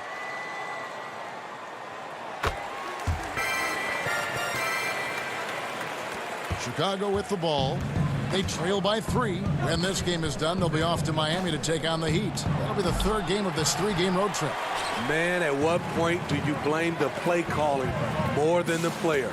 And that one drops. The assist totals, Kevin, just continue to grow. They're way ahead in that category. Ball movement has been flawless. Well, what did Coach tell us? He wanted each guy to contest shots and rebound tonight. That's exactly what we just saw. And it's going to be out of bounds. The Bulls will take it. Bulls trail by 5. And White kicks to Markkanen. Over Warren. Goes back up. Here's Carter. That shot is off.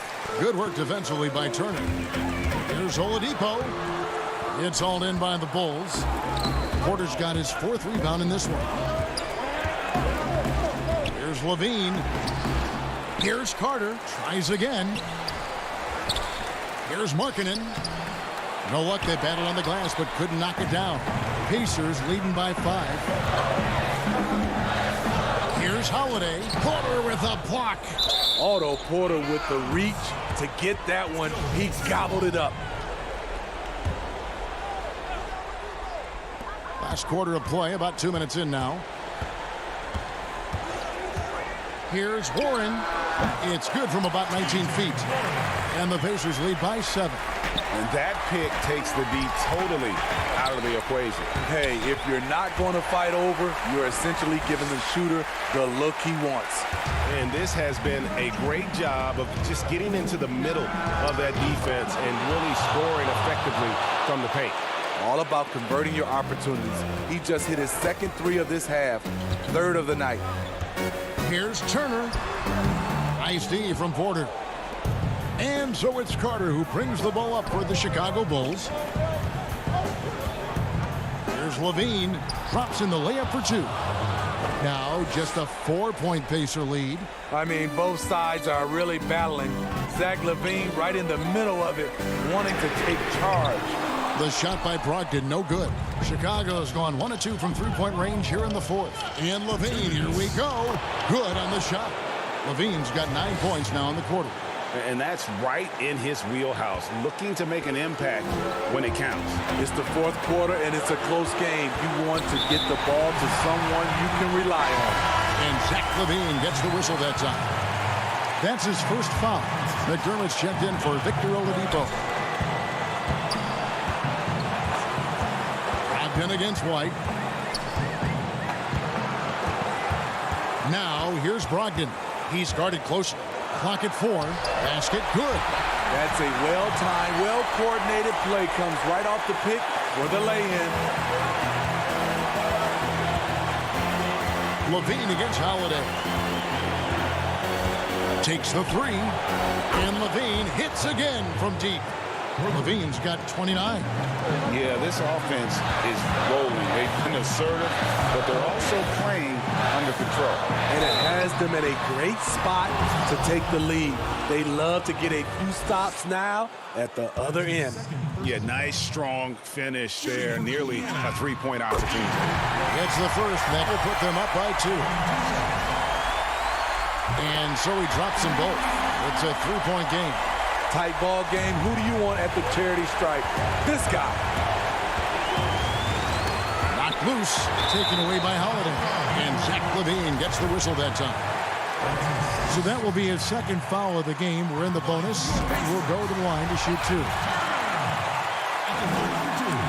So he gets them both, and it's a 5-point game. Tremendous showing of confidence by getting those 2 to fall.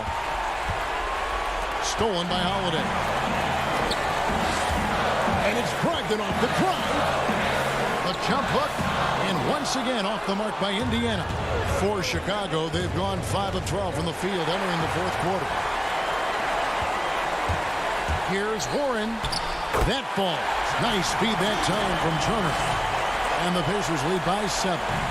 Some guys just understand how to generate points. He's one of them. Levine can't hit. This game looks like they've got it just about wrapped up. Yeah, just got to work that clock and take care of the ball. The pass to Brogdon.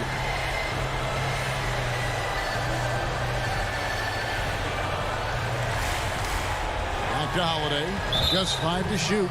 And it's Otto Porter with the foul. That's his first foul of the game. In the bonus, we'll go to the free throw line. He drops the first one, and that stretches their lead to 8. And he hits both free throws here. So now it's a 9-point ball game here. Big moment at the line. As poised as you get, this thing is done. And here's Indiana. It's been 8 unanswered points for him. Fast break. Here we go. Here's Carter. And good work on the boards. They pick up the second chance points. Not just a half-court player, Wendell runs the floor well and has those long strides that eat up the ground. You have to foul, but I'm sure they would have liked to foul someone different. Shooting for Indiana, Malcolm Brogdon. At the line for 2. And that hurts as he doesn't get the first one to fall. Trying to focus now on the second. And he ends up making the second, and that stretches their lead to 8. 11 seconds left in the fourth. Dunn looking over the floor. From deep. No good. So it's Indiana picking up the win. Some good competition, but the hometown advantage and their ability to stay focused at